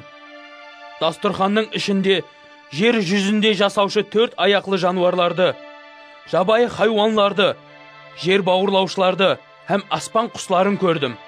Сонда маған бір дауыстың «Петр, тұр, сойып же!» дегенін естім. «Яқ, ием, аузыма еш қашан харам, ямаса патас нәрсе алғаным жоқ», дедім. Дауыс аспаннан екінші мәрте естіліп, «Құдайдың хадаллағанын сен харам деме», деді. Бұл 3 мәрте тәкрарланды. Соңынан һәммесі және аспанға алынды. Тап сол уақытта Кесариядан маған жіберілген 3 адам мен болып атырған үйдің алдында тұрған еді. Мұхаддес рух маған еш екіленбей олар менен кетуді айтты. Бұл 6 туысқанымыз да менен бірге шығып, сол адамның үйіне бардық. Ол біздерге қалайынша бір періштені көргенін айтып берді. Періште оның үйінде пайда болып, өзіне Яффаға адам жоллап Петр деп аталатығын Симонды шақырт. Ол саған сені һәм бүткіл қожалығыңды құтқаратығын сөздерді айтады, депті. Мен сөйлей баслағаннан ақ, ең баста біздердің үстімізге түскендей, олардың үстілеріне де мұқаддес рух түсті. Сонда иеміздің мына сөздері ядыма түсті. Яхия су менен шомылдырады, ал сіздер мұқаддес рух менен шомылдырыласызлар. Солай етіп, Құдай иеміз Иса Масихқа сенетұғын біздерге берген сыйын оларға да берсе, Құдайға қарсы шығатығындай мен кім болыппан? Бұл сөздерді естіп, олар тынышланды. Құдайды алғыслап, былай деді. Демек, Құдай басқа миллетлерге де тәубе етіп, мәңгілік өмірге ие болу мүмкіншілігін беріпті. Стефан өлтірілген күннен басланған қудалау себеплі тарқалған сенушілер Финикия, Кипр һәм Антиохияға шекен барды. Олар Құдайдың сөзін тек яһудилерге жариялайтұғын еді. Бірақ олардың арасынан Кипрлы һәм Киренелі айрым адамлар Антиохияға барып, греклерге де иеміз Иса туралы хош хабарды жариялап жүрді. Иеміздің құдіреті олар менен бірге болғанлықтан, көп адамлары сеніп, иеміздің жолына түсті. Бұл хақында хабар Иерусалимдегі сенушілердің жамаатіне жетіп барғанда, олар Барнабаны Антиохияға жіберді. Барнаба сол жерге келгенде, Құдайдың мейірімін көріп қуанды. Олардың һәммесіне иемізге шын кеуілден садық болыңлар, деп ақыл насият берді.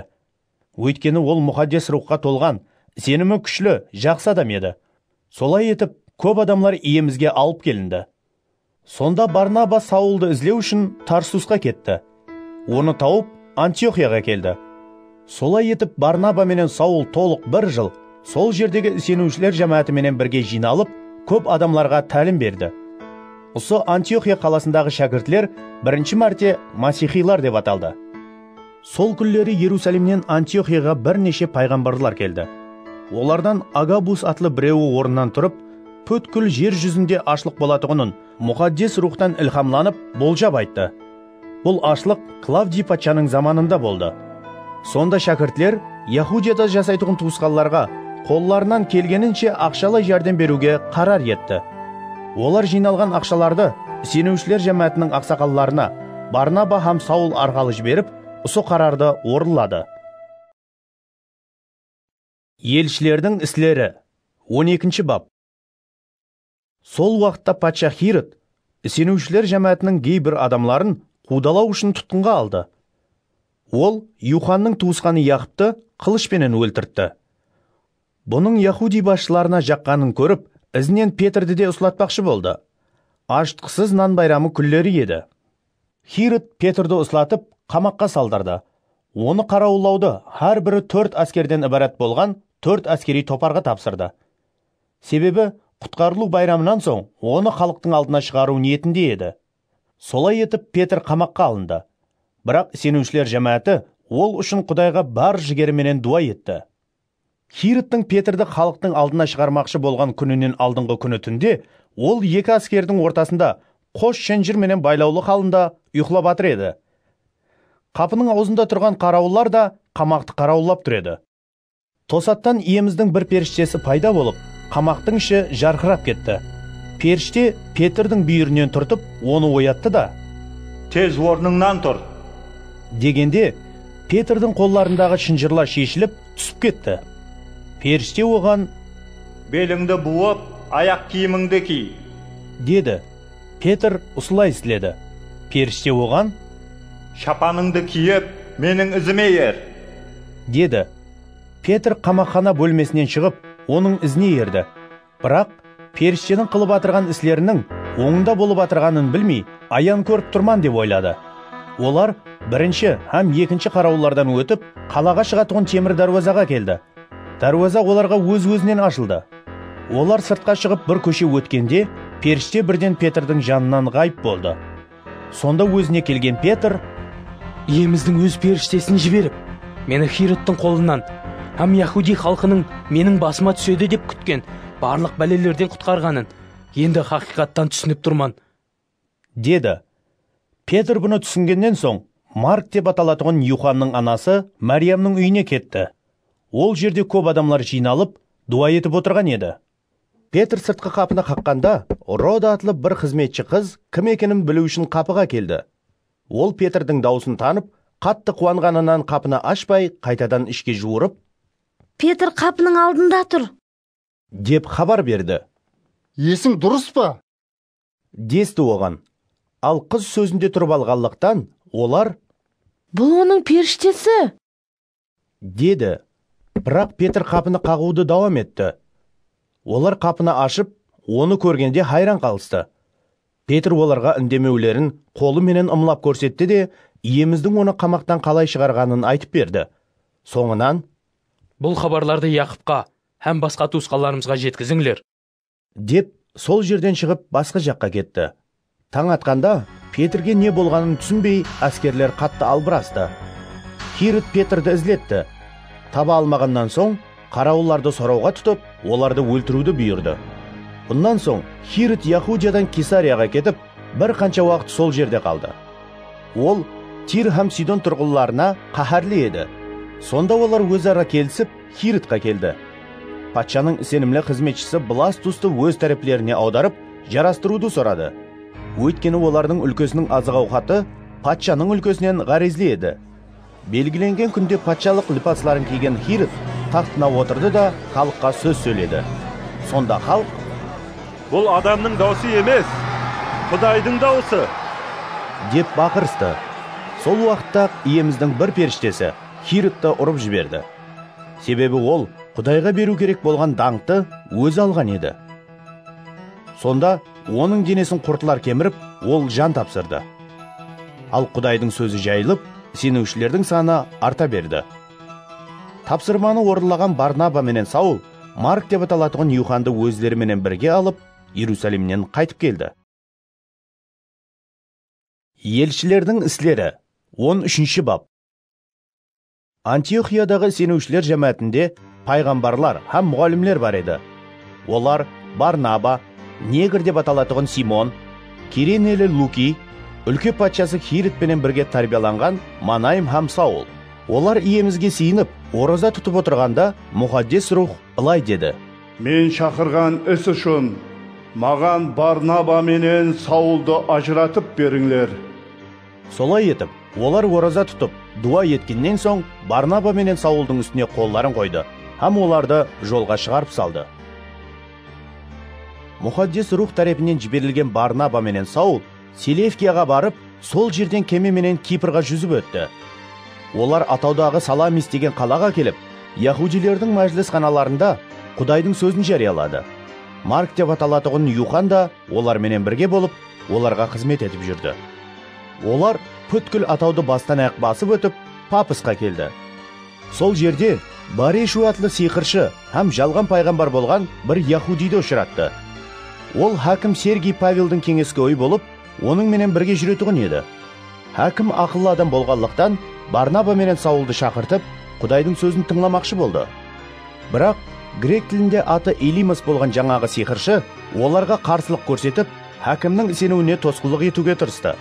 Сонда мұхаддес рухқа толған Саул, яғни Павел, көздерін Элимасқа тігіп: «Эй, кеулі әр қилы хиле менен жалғанға толы шайтанның баласы, сен әр қандай хақиқатлықтың дұшпанысаң, иеміздің туыры жолларын бұрмалауды қоясаң ба жоқ па?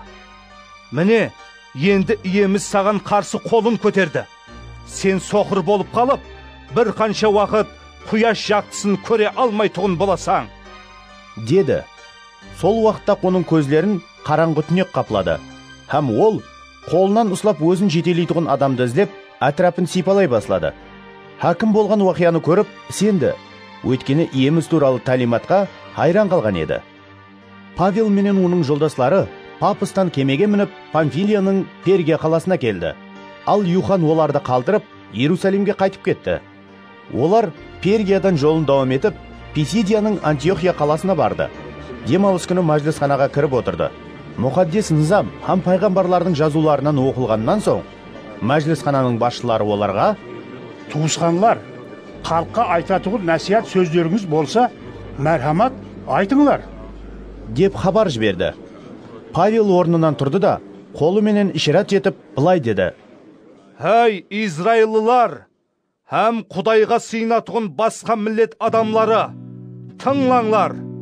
Бұл Израил халқының Құдайы біздің ата-бабаларымызды таңлап, олар Мысыр елінде жат болып жасағанда, оларды үлкен халық қылды. Соңынан өзінің құдіретлі қолы менен оларды сол жерден алып шықты. Шөлде шамаменен 40 жыл олардың қаңырлығына шыдады. Канан жерінде 7 миллетті жоқ қылып, олардың жерін өз халқына мирас етіп берді. Олардың әммесі 450 жылдай давам етті. Соңынан Құдай Самуэл пайғамбардың заманына дейін оларға билерді берді. Бұнан кейін халық патша сорағанда, Құдай оларға Бенамин ұруынан болған Кистің ұлы Саулды берді. Саул 40 жыл патшалық етті. Құдай оны тақтан түсіргеннен соң, олардың үстілерінен Дауытты патша етіп қойды. Құдай ол туралы мынадай гуалық берді: мен кеулімдегідей бір адамды, Ишай ұлы Дауытты таптым. Ол менің әрбір тілегімді орынлайды. Құдай өз уәдесі бойынша оның ұрпағынан Израилдің құтқарушысы Исаны шығарды. Иса келместен бұрын Яхия бүткіл Израил халқына тәубе етіп суға шомылдырылуды жариялады. Яхия қызметін тамамлауға шамаласқанда былай деген еді: мені кім деп ойлайсызлар? Мен Масих емеспен, бірақ ол менен кейін келеді. Мен оның аяқ киімінің бауын шешуге де лайықлы емеспен. Туысқанларым, Ибраимның ұрпақтары һәм Құдайға сыйынатұғын басқа миллет адамлары, бұл құтқарылу сөздері біздерге жіберілген.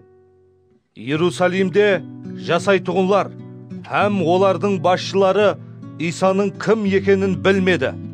Һәм әр демалыс күні оқылатұғын пайғамбарлардың ол туралы жазған сөздерін түсінбеді. Сондықтан олар Исаны хүкім етіп, пайғамбарлардың сөздерін әмелге асырды. Оннан өлім жазасына лайықлы ешқандай айып таба алмаса да, Пилаттан оны өлтіруді сұрады. Ол хақында жазылғанлардың әммесін орылағаннан соң, олар оны атанақ ағаштан түсіріп қабірге қойды. Бірақ Құдай оны өлімнен тірілтті. Иса өзіменен Галиладан Иерусалимге келгенлерге көп күндер давамында көрініп жүрді. Енді бұл адамлар халық алдында оның гуалары болды. Біздер де сіздерге Құдайдың ата-бабаларымызға уәде еткен қош хабарын жариялап атырмыз. Ол Исаны тірілтуі арқалы олардың ұрпақлары болған біздер үшін сол уәдені әмелге асырды. Забурдың 2 жырында былай деп жазылған: сен менің ұлымсаң, бүгін мен саған әке болдым. Исаны ешқашан шірітпей, өлімнен қайта тірілтетұғыны хақында Құдай былай деген: мен сіздерге Дауытқа уәде еткен мұқаддес һәм хақиқи жарылқауымды беремен. Сондықтан басқа бір жерде былай делінген: өз мұқаддесіңнің шіруіне жол қоймайсаң. Дауыт өз заманында Құдайдың еркі бойынша қызмет еткеннен соң, көз жұмып, өз ата-бабаларының қасына қойылды. Һәм денесі шіріп кетті. Бірақ Құдай тірілткен адамның денесі шірімеді. Солай етіп, туысқанларым, мынаны біліп алыңлар. Күнәларыңыздың осы Иса арқалы кешірілетұғыны сіздерге жарияланып атыр. Мусаның низамы менен сіздер ешбір күнәдан ақлана алмас едіңіз. Бірақ Исаға ісенген әрбір адам ол арқалы ақланады. Енді абайлы болыңлар. Пайғамбарлардың айтқан мына сөздері басыңызға түспесін. Қараңлар, ей мазақ етушілер, таң қалысып, набыт болыңлар. Себебі мен сіздер жасаған күнлерде бір іс істеймен. Оны біреу сіздерге айтып берсе де, сенбес едіңлер. Павел менен Барнаба мәжілісханадан шығып баратырғанда, адамлар олардан келесі демалыс күні де осылар хақында айтуын өтініш етті. Мәжілісханадағы халық тарқағанда, яһудилер һәм яһуди дініне өткен Құдайға сыйынатушылардың көбісі Павел менен Барнабаға еріп жүрді. Павел менен Барнаба олар менен сөйлесіп, Құдайдың мейіріміне сүйініп жасауды үгіт насихат етті. Келесі демалыс күні қала халқының дерлік һәммесі Құдайдың сөзін тыңлау үшін жиналды. Бірақ яһудилер сонша халықты көріп, қызғанышқа толды. Павелдің сөздеріне қарсы шығып, оны мазақ етті. Сонда Павел менен Барнаба батырлық менен жауап қайтарып, былай деді: Құдайдың сөзін дәслеп, сіздерге жариялауымыз керек еді. Сіздер оны қабыл алмағанлықтан, һәм өздеріңізді мәңгілік өмірге ылайықлы көрмегенліктен, біздер енді басқа миллетлерге кетеміз. Өйткені иеміз біздерге былай деп бұйырған еді: дүнияның һәмме жеріне құтқарылу әкелуің үшін, сені басқа миллетлер үшін нұр етіп қойдым. Басқа миллет адамлары бұны естігенде қуанып кетіп, иеміздің сөзін алғыслады. Мәңгілік өмір үшін таңланғанлардың һәммесі сенді. Солай етіп, иеміздің сөзі бүткіл өлке бойлап жайылды. Бірақ яһудилер Құдайға сыйынатуын hürmetli хаялларды һәм қала басшыларын үгітлеп, Павел менен Барнабаға қарсы қойды. Һәм оларды қудалатып, өлкеден қудырып жіберді. Сонда Павел менен Барнаба оларға қарсы ескерту ретінде аяқларының шаңын қағып, Иконияға кетті. Ал шәкіртлер қуанышқа һәм мұқаддес рухқа толып таса берді. Елшілердің іслері 14-ші бап. Иконияда Павел менен Барнаба әдеттегідей яһудилердің мәжілісханасына барып, сондай тәсірлі уаз айтқанлықтан, яһудилерден де, греклерден де көп адам сенді. Бірақ сенбейтұғын яһудилер басқа миллет адамларын туысқаларға қарсы өжегістіріп, олардың ақыл ойын улады. Сондықтан ол жерде ұзақ уақыт қалған Павел менен Барнаба иемізге сүйеніп, Құдайдың сөзін батырлық менен айтып жүрді. Иеміз олар арқалы караматлы белгілер һәм таң қаларлық нәрселерді көрсетіп, өз мейірімі хақында сөздерді тасдиқлады. Қала халқы екіге бөлініп, кейбіреулері яһудилердің, кейбіреулері елшілердің тарапына өтті. Яһудилер менен басқа миллет адамлары өз басшылары менен бірлікте елшілерге жәбір беріп, оларды таспенен ұрмақшы болды. Бірақ бұны біліп қойған Павел менен Барнаба Ликаонияның Листра, Дербе қалаларына һәм сол атрапларға қашып барып, сол жерлерде де хош хабарды жариялауды давам етті. Листрада екі аяғы ләң бір адам бар еді. Ол іштен ләң болып туылып, еш қашан жүрмеген еді. Бұл адам Павелдің сөздерін тыңлап отырғанда, Павел оған тігіліп қарап, шипа табатығынына сенімі бар екенін көрді де, қатты дауыслап: «Аяқларыңда тік тұр!» деді. Сол адам орнынан ұшып тұрды да жүре баслады. Халық Павелдің істеген ісін көргенде Ликаония тілінде «Құдайлар адам пішініне еніп, біздерге келіпті!» деп бақырысты. Олар Барнабаны Зевс, Павелді сөз сөйлеген үшін Гермес деп атады. Қаланың сыртында жайласқан Зевс ибадатханасының руханийі қала дарвазасына өгізлерді һәм гүл шеңберлерін алып келді де, халықпенен бірлікте елшілерге құрбандық бермекші болды. Бірақ елшілер Барнаба менен Павел бұны ескенде киімдерін жыртып, көпшіліктің арасына өздерін ұрды да, былай деп бақырды: «Адамлар, неге бұндай іслеп атырсызлар? Біздерде сіздер сияқлы адамлармыз ғо. Сіздердің бұл мәнісіз нәрселерді таслап, аспанды, жерді, теңізді һәм олардың ішіндегілердің һәммесін жаратқан тірі Құдайға қайтуыңыз үшін қош хабарды жариялап атырмыз. Құдай өткен әулатлардың уақытында барлық миллетлерді өз өмір жоллары менен жүруге қалдырды. Соған қарамастан, өзі хақында гуалық беруді тоқтатпай, сіздерге жақсылық істеп келмекте. Ол аспаннан жауын жаудырып, жеміслерге бай мәусімлерді береді. Сіздерді азық пенен тойдырып, жүрегіңізді қуанышқа толтырады. Осы сөздер менен олар өзлеріне құрбандық бермеуге халықты зорға дегенде көндірді. Бірақ Писидияның Антиохия һәм Икония қалаларынан келген айрым яһудилер халықты өз тарапына аударып, Павелді таспенен ұрды. Оны өлді деп ойлап, қаланың сыртына сүйреп шығарып таслады. Дегенменен, шәкіртлер атрапына жиналғанда, Павел өзіне келіп орнынан тұрды да қалаға қайтты. Ертеңіне ол Барнаба менен бірге Дербеге кетті. Олар хош хабарды Дербе қаласында жариялап, көп шәкірт арттырғаннан соң, Писидиядағы Листра, Икония һәм Антиохия қалаларына қайтып келді. Жол жөнекей шәкіртлердің жалларына күш-қуат беріп, сенімде беккем тұруды үгіт нәсиет етті де, Құдайдың патшалығына кіруіміз үшін көп қиыншылықтардан өтуіміз тиіс, деді. Павел менен Барнаба әрбір сенуші жәмәатте ақсақалларды тайынлады. Ораза тұтып, дуа еткеннен соң, оларды өзлері бұрыннан сенетұғын иеміз Исаның қолына тапсырды. Соңынан олар Писидия үлкесі арқалы өтіп, Памфилия үлкесіне келді.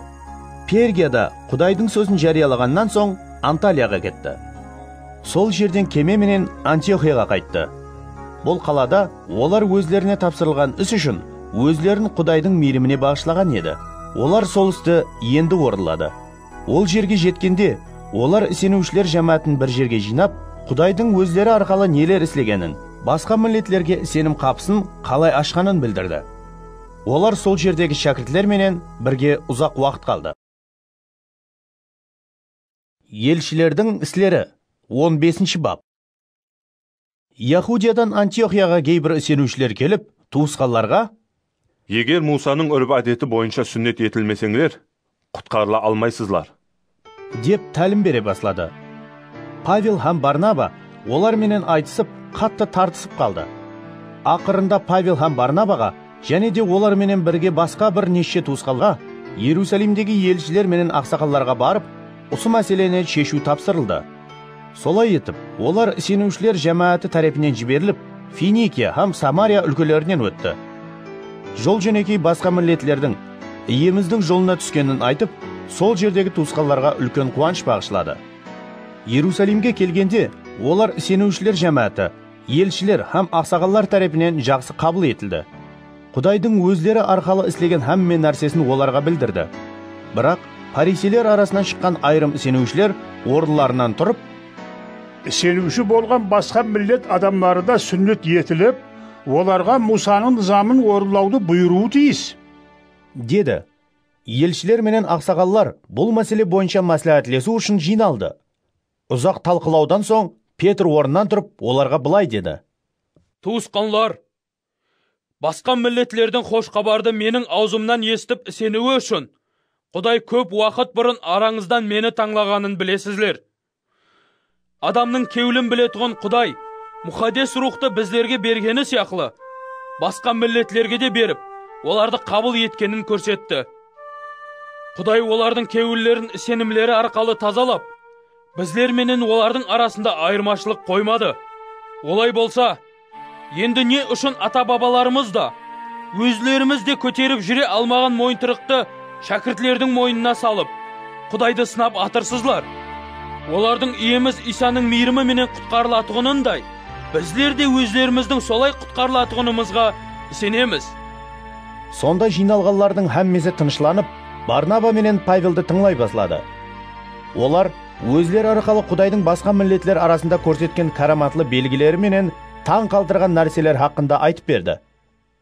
Олар сөзлерін тауысқаннан соң, Яқып сөз баслап былай деді: Туысқанлар, маған құлақ салыңлар. Басқа миллетлерден өзіне тиісілі бір халық шығару үшін Құдай оларға дәслеп қалай мейірімлілік көрсеткенін Симон Петр баян еткен еді. Пайғамбарлардың сөзлері де осыған тура келеді. Былай деп жазылған: Бұнан кейін мен қайтып келіп, Дауыттың құлап қалған үйін қайта құраман. Қиралғанларды түзетіп, қайта тіклеймен. Солай етіп, қалған адамлар һәм менің атым менен аталушы барлық миллетлер иесін мені ізлеп тапсын. Бұларды айымнен білдірген иеміз ұслай дейді. Сондықтан менің пікірімше, Құдайдың жолына түскен басқа миллет адамларын қинамауымыз керек. Бірақ бұтларға сойылып харамланған құрбанлық көшінен, бұзықшылықтан, буындырылып өлтірілген хайуанлардың көшінен һәм қаннан аулақ болуларын жазып жіберуіміз тиіс. Өйткені әйемгі уақытлардан бері Мусаның низамы әрбір қалада жарияланып келатыр, һәм әр демалыс күні мәжілісханаларда оқылмақта.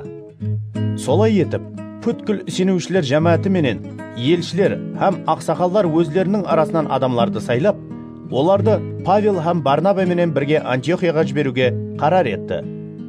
Сайланғанлар туысқалар арасында басшылық етіп жүрген Барсаба деп аталатығын Яхуда менен Сила еді. Олар арқалы мына хатты жазып жіберді. Hürmetli туысқанларымыз, туысқанларыңыз болған біз, елшілер һәм ақсақалlardan Антиохия, Сирия һәм Киликиядағы басқа миллет адамлары болған сіз туысқанларға сәлем. Арамыздағы айрым адамлардың сіздерге барғанын һәм өз сөзлері менен сіздерді тәшвишке салып, ақылыңызды хайран қылғанын естіттік.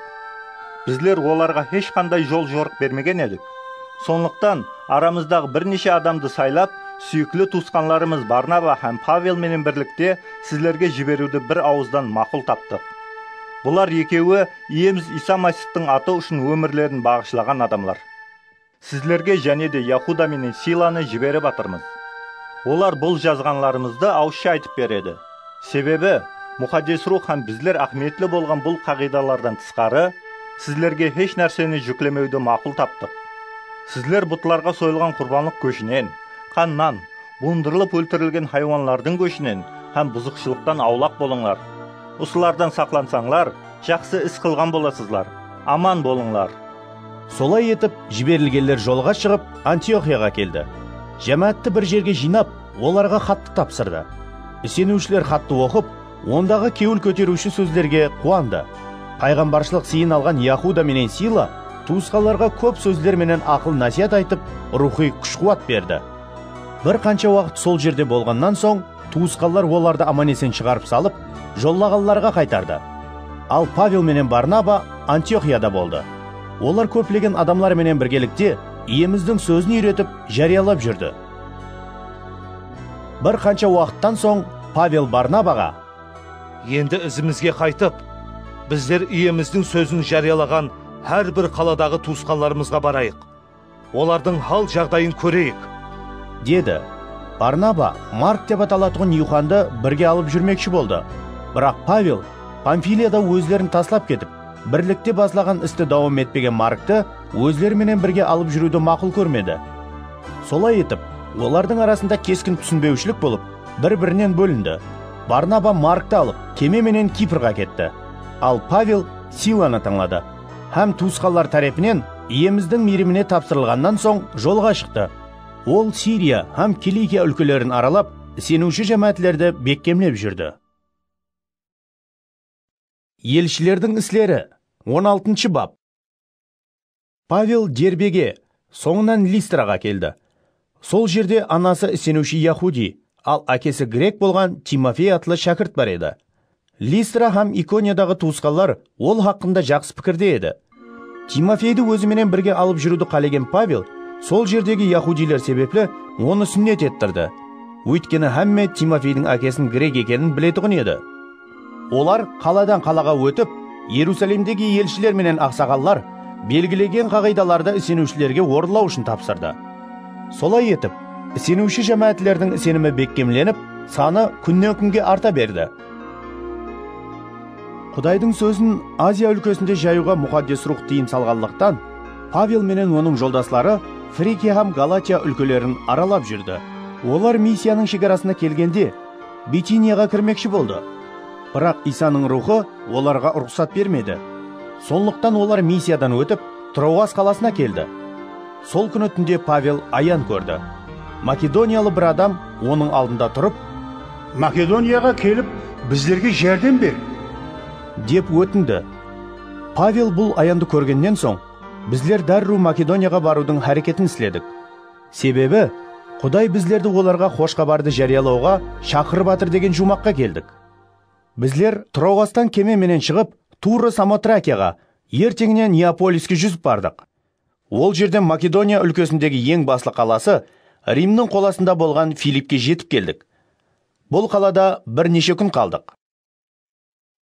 Біздер бұл жерде яһудилер дуа ететін орын бар деп ойлап, демалыс күні қала дарвазасынан сыртқа, дарияның жағасына шықтық. Біздер отырып, сол жерде жиналған хаялларға сөйлей басладық. Тыңлаушылар арасында Тиатира қаласынан келген қымбат бағалы кезлемелерді сатушы Лидия атлы бір хаял бар еді. Ол Құдайға сыйынатұғын еді. Павелдің сөздеріне құлақ салу үшін иеміз оның кеуілін ашты. Лидия үй ішіменен бірге суға шомылдырылғаннан соң, біздерді үйіне мұрат етіп, «Мені иемізге сенеді деп есаплайтын болсаңлар, келіңлер, үйімде болыңлар», деп біздерді көндірді. Бір күні біздер дуа ететін жерге баратырғанымызда, палкерлікпенен шұғылланатығын жауыз рухлы бір шорға дұсластық. Бұл қыз палкерлікпенен қожайыларына көп пайда келтіретұғын еді. Ол Павел менен біздердің ізімізге түсіп, «Бұл адамлар құдіретлі Құдайдың қызметшілері, олар сіздерге құтқарылу жолын жариялап атыр», деп бақырып жүрді. Бұл көп күн такрарланды.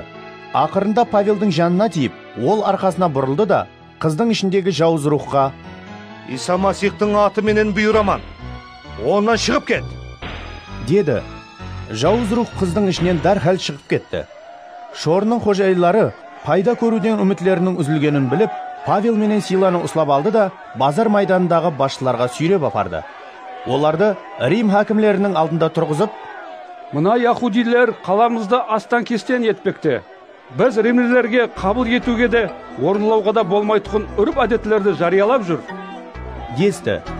Халықта оларға қосылып, елшілерге қарсы шықты. Хакімлер Павел менен Силаның киімдерін жыртып шештірді де, таяқ пенен сабауға бұйрық берді. Оларды көп сабатқаннан соң қамаққа салдырды. Хам қамаққана қызметкеріне оларды жақсылап қарауылауды бұйырды. Осындай бұйрық алған қамаққана қызметкері оларды қамаққананың ішкі бөлмесіне қамап, аяқларын бұғау менен қысып таслады. Түннің орталарында Павел менен Сила дуа етіп, Құдайды алғыслайтығын қосық айтып отырған еді. Басқа тұтқындар да оларды тыңлады. Бірден жер қатты қозғалып, қамаққананың тырнағы сілкінді.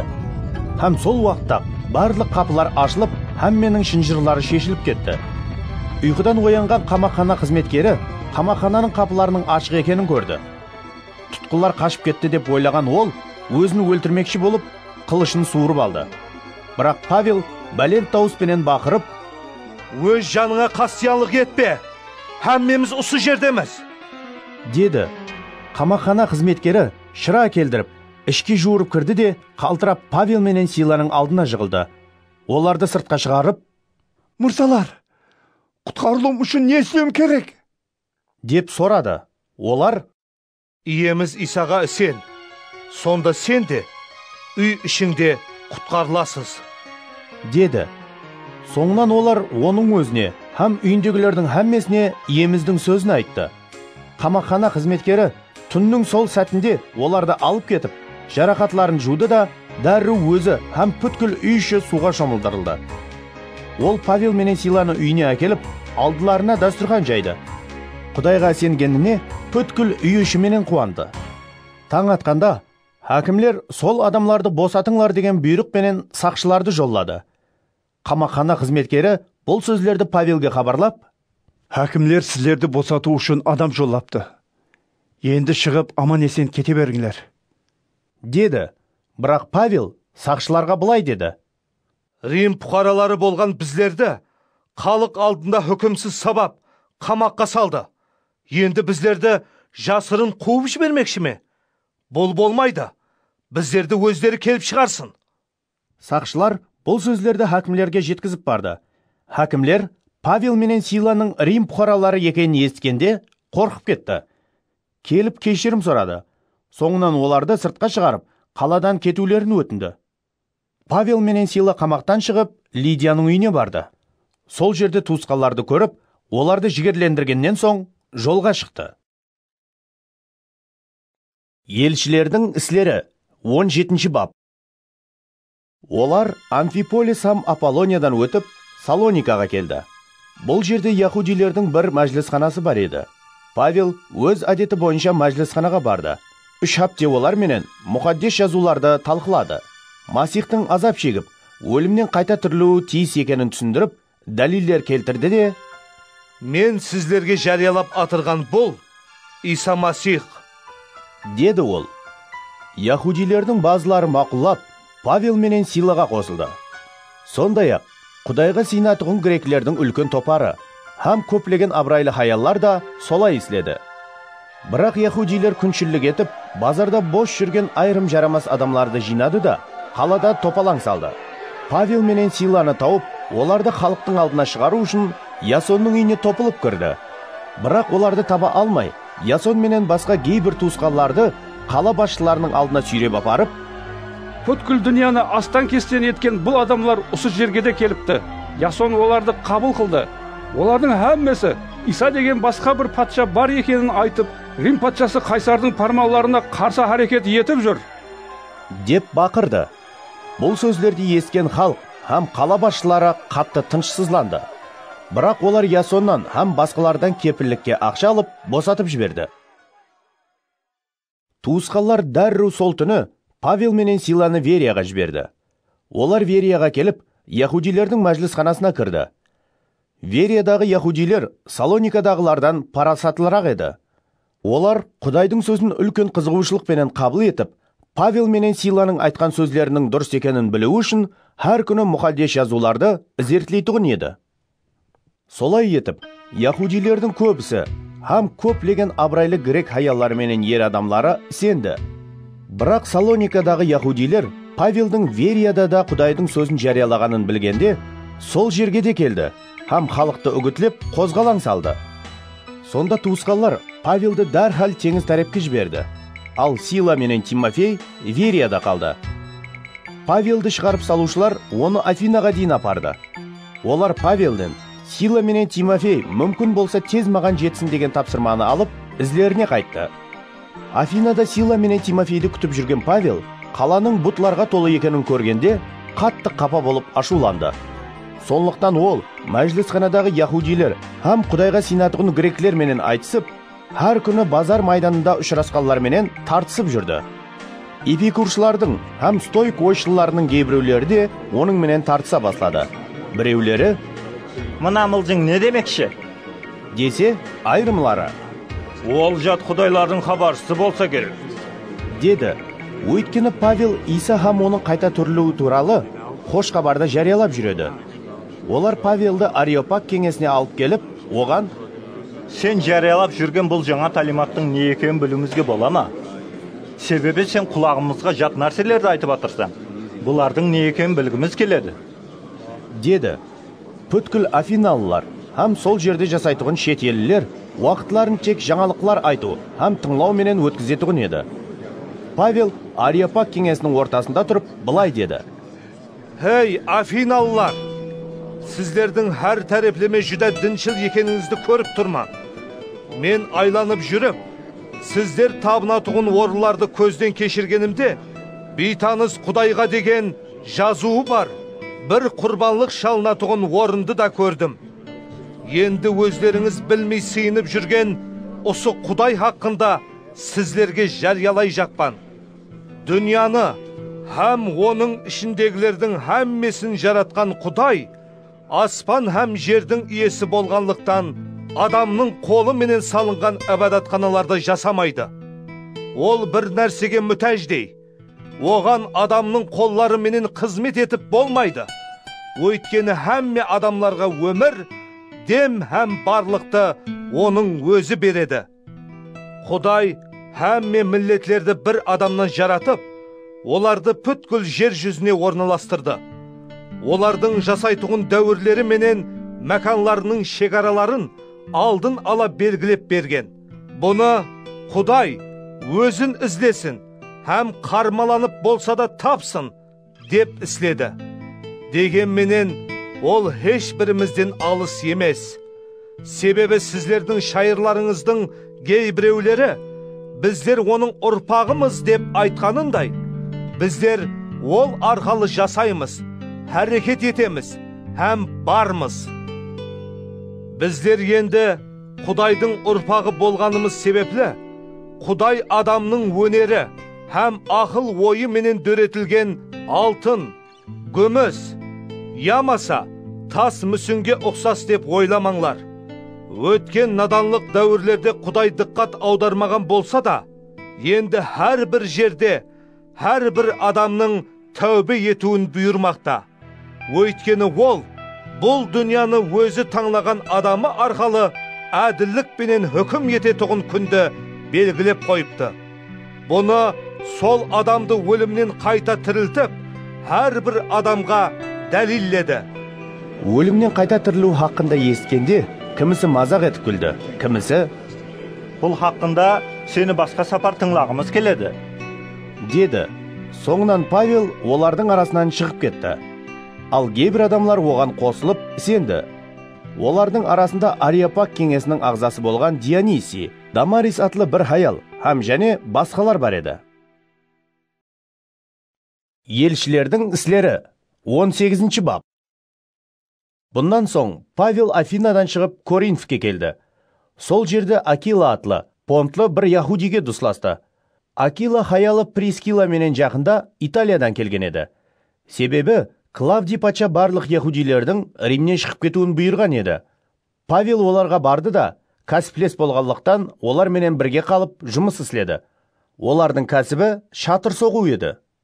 Павел әр демалыс күні мәжілісханада айтысып, яхудилерді һәм греклерді сендіруге әрекет етті. Сила менен Тимофей Македониядан келгенде, Павел өзін Құдайдың сөзін жариялауға һәм яхудилерге Исаның Масих екені хақында гуалық беруге толық бағышлады. Бірақ яхудилер қарсы шығып, оны масқаралағанда, Павел киімінің шаңын қағып, оларға былай деді: Өз обалыңыз өзіңізге, мен жауапкершіліктен азатпан. Бұнан былай басқа миллетлерге кетемен. Павел сол жерден шығып, Құдайға сыйынатұғын Титус Юстус атлы бір адамның үйіне келді. Оның үйі мәжілісханаға іргелес еді. Мәжілісхана басшысы болған Криспус бүткіл үй ішіменен иемізге сенді. Павелді тыңлаған коринфлердің көбісі де сеніп, суға шомылдырылды. Бір күні түнде иеміз Павелге аян көрсетіп: Қорқпа, үнсіз қалмай, сөйлей бер. Мен сенің менен біргемен. Жаманлық істеу үшін саған ешкім қол тигізе алмайды. Өйткені бұл қалада менің адамдарым көп, деді. Солай етіп, Павел ол жерде 1,5 жыл қалды, һәм халыққа Құдайдың сөзін үйретуін давам етті. Галио, Ахая өлкесінің хакімі болған уақытта, яхудилер бірігіп Павелге қарсы шықты. Оны қазықханаға алып барып: Мына адам халықты үгітлеп, Құдайға сыйынуды біздердің низамымызға қайшы келетұғын жолменен үйретіп жүр, деді. Павел енді сөзін басламақшы болғанда, Галио яхудилерге былай деді: Ей, яхудилер! Егер бір низамсызлық ямаса бір ауыр жинаят істеген болса, мен сіздерді сабырлылықпенен тыңлар едім. Бірақ сөздерге, атларға һәм өздеріңіздің низамыңызға байланысты мәселелер болса, өздеріңіз шешіңдер. Мен бұндай нәрселерге қарсылық еткім келмейді. Солай етіп, Галио оларды қазықханадан қуып жіберді. Сонда олардың әммесі мәжілісхананың басшысы Состенисті ұслап алып, қазықхананың алдында сабап таслады. Ал Галио бұларға кеуіл де аударған жоқ. Павел сол жерде және бірнеше күн болғаннан соң туысқанлар менен қошласты. Прискила һәм Акила менен бірге Сирияға бару үшін кемеге мінді. Құдайға ант бергенліктен Павел Кенхреяда шашын қидырып таслады. Ефеске келгенде Прискила менен Акиланы сол жерде қалдырып, өзі мәжілісханаға барды да яхудилер менен айтыса баслады. Олар көбірек уақыт қалуын өтініш етсе де, Павел қайылшылық бермеді. Бірақ олар менен қошласып атырып: Құдай қалесе, сіздерге және қайтып келемен, деді. Соңынан кеме менен Ефестен жөнеп кетті. Ол Кесарияда кемеден түсіп, Иерусалимге кетті. Һәм сол жерде сенушілер жамаатіне сәлем бергеннен соң Антиохияға барды. Антиохияда бірнеше уақыт қалғаннан соң Павел жолға шықты. Тәртіп бойынша Галатия һәм Фрикия өлкелерін аралап, һәмме шәкіртлерге рухи күш-қуат беріп жүрді. Сол уақытта негізі Искендериялы болған Аполлос атлы бір яхуди Ефеске келді. Ол мұхаддис жазуларды жүда жақсы білетұғын сөзге шешен адам еді. Иеміздің жолында тәлім алған ол жалынлы рухпенен сөйлеп, Иса хақында дұрыс үйрететұғын еді. Бірақ ол тек Яхияның суға шомылдыруын ғана білетұғын еді. Аполлос мәжілісханада батылдықпенен сөйлей бастады. Бұны Прискила менен Акила есткенде, оны үйіне апарып, Құдайдың жолын анығырақ түсіндіріп берді. Аполлос Ахаяға кетпекші болғанда, туысқандарымыз оны қоллап қуатлады. Сол жердегі шәкіртлердің оны қабыл қылуы үшін хат жазып берді. Аполлос сол жерге жетіп барып, Құдайдың мейірімі менен сенгендерге көп жәрдем берді. Себебі ол Исаның Масих екенін мұқаддес жазулар арқылы дәлелдеп, яхудилерді халық алдында күшлі түрде ашкаралады. Елшілердің істері 19 бап. Аполлос Коринфте болғанда, Павел таулы өлкелерден өтіп, Ефеске келді. Ол жерде айрым шәкіртлерменен ұшырасып, олардан: «Сенген уақытыңызда мұқаддес рухты алдыңыз ба?» деп сұрады. «Мұқаддес рухтың бар екенін біздер еш естпедік те» деп жауап берді олар. «Олай болса, қандай шомылдыру менен шомылдырылдыңлар?» деп сұрады Павел. «Яхияның тәліміне тикарланып, суға шомылдырылдық» деді олар. Павел былай деді: «Яхия халықты тәубе еттіріп, һәм суға шомылдырып, оларға өзінен соң келетұғынға, яғни Исаға сенуді айтқан еді». Олар бұны естігенде, иеміз Исаның атыменен суға шомылдырылды. Павел олардың үстілеріне қолларын қойып дуа еткенде, оларға мұқаддес рух түсті, һәм олар басқа тілдерде сөйлеп, Құдайдың сөздерін айта бастады. Олар барлығы болып, шамаменен 12 адам еді. Павел мәжілісханаға барды. Ол сол жерде 3 ай давамында Құдайдың патшалығы туралы тәлім берді, һәм оларды сендіруге тырысып, батыллықпенен сөйледі. Бірақ кейбіреулері қасарысып сенбеді, һәм Исаның жолын халық алдында жамалай бастады. Сонлықтан Павел оларды қалдырып, шәкіртлерді өзіменен бірге алды да, har күні Тиранустың мектебінде тәлім беруін давам етті. Бұл ахуал 2 жылға созылды. Солай етіп, яхуди болсын, грек болсын, Азия өлкесінде жасаған har бір адам иеміздің сөзін естті. Құдай Павел арқалы таң қаларлық караматлар істеді. Хәтте Павелдің денесіне тиген бет орамаллар, ямаса алжапқышлар науқасларға қойылғанда, олар дәртлерінен азат болып, ішлерінен жауыз рухлар шығатұғын еді. Ел аралап жауыз рухларды қуып жүрген кейбір яхуди дуақаллар да жауыз рух ұрған адамларға иеміз Исаның атын қоллана бастады. Олар: «Павел жариялап жүрген Исаның атыменен бұйырамыз, шығып кет!» дейтұғын еді. Бас рухани Скева атлы бір яхудидің 7 ұлы да ұсылай істеп жүрген еді. Бірақ жауыз рух оларға: «Исаны білемен, Павелді таниман, ал сіздер кімсіз?» деп жауап берді де, жауыз рух ұрған адам оларға тап беріп шығып, олардан үстін шықты. Олар үйден жарадар һәм жалаңаш болып қашып кетті. Бұл хабар Ефесте жасайтұғын барлық яхудилер менен греклерге жетіп барды. Һәммесін қорқыныш билеп, иеміз Исаның аты үлкен хүрметке ерісті. Сенгендердің көбісі келіп, істеген жаман істерін ашық мойындады. Сиқыршылық менен шұғылданатұғын көп адамлар да кітапларын жинап, һәмменің көз алдында жағып жіберді. Кітаплардың бағасын есаплағанда 50 000 драхма болды. Солай етіп, иеміздің сөзі құдіретпенен жайылып, тәсірі артып барды. Бұл уақиялардан соң Павел Македония һәм Ахая өлкелерінен өтіп, Иерусалимге баруға қарар етті. Ол жерге барғанымнан соң Римді де көруім керек. Сонлықтан өзі бірнеше уақыт Азия өлкесінде қалып, жәрдемшілерінен екеуін, Тимофей менен Ерастусты Македонияға жіберді.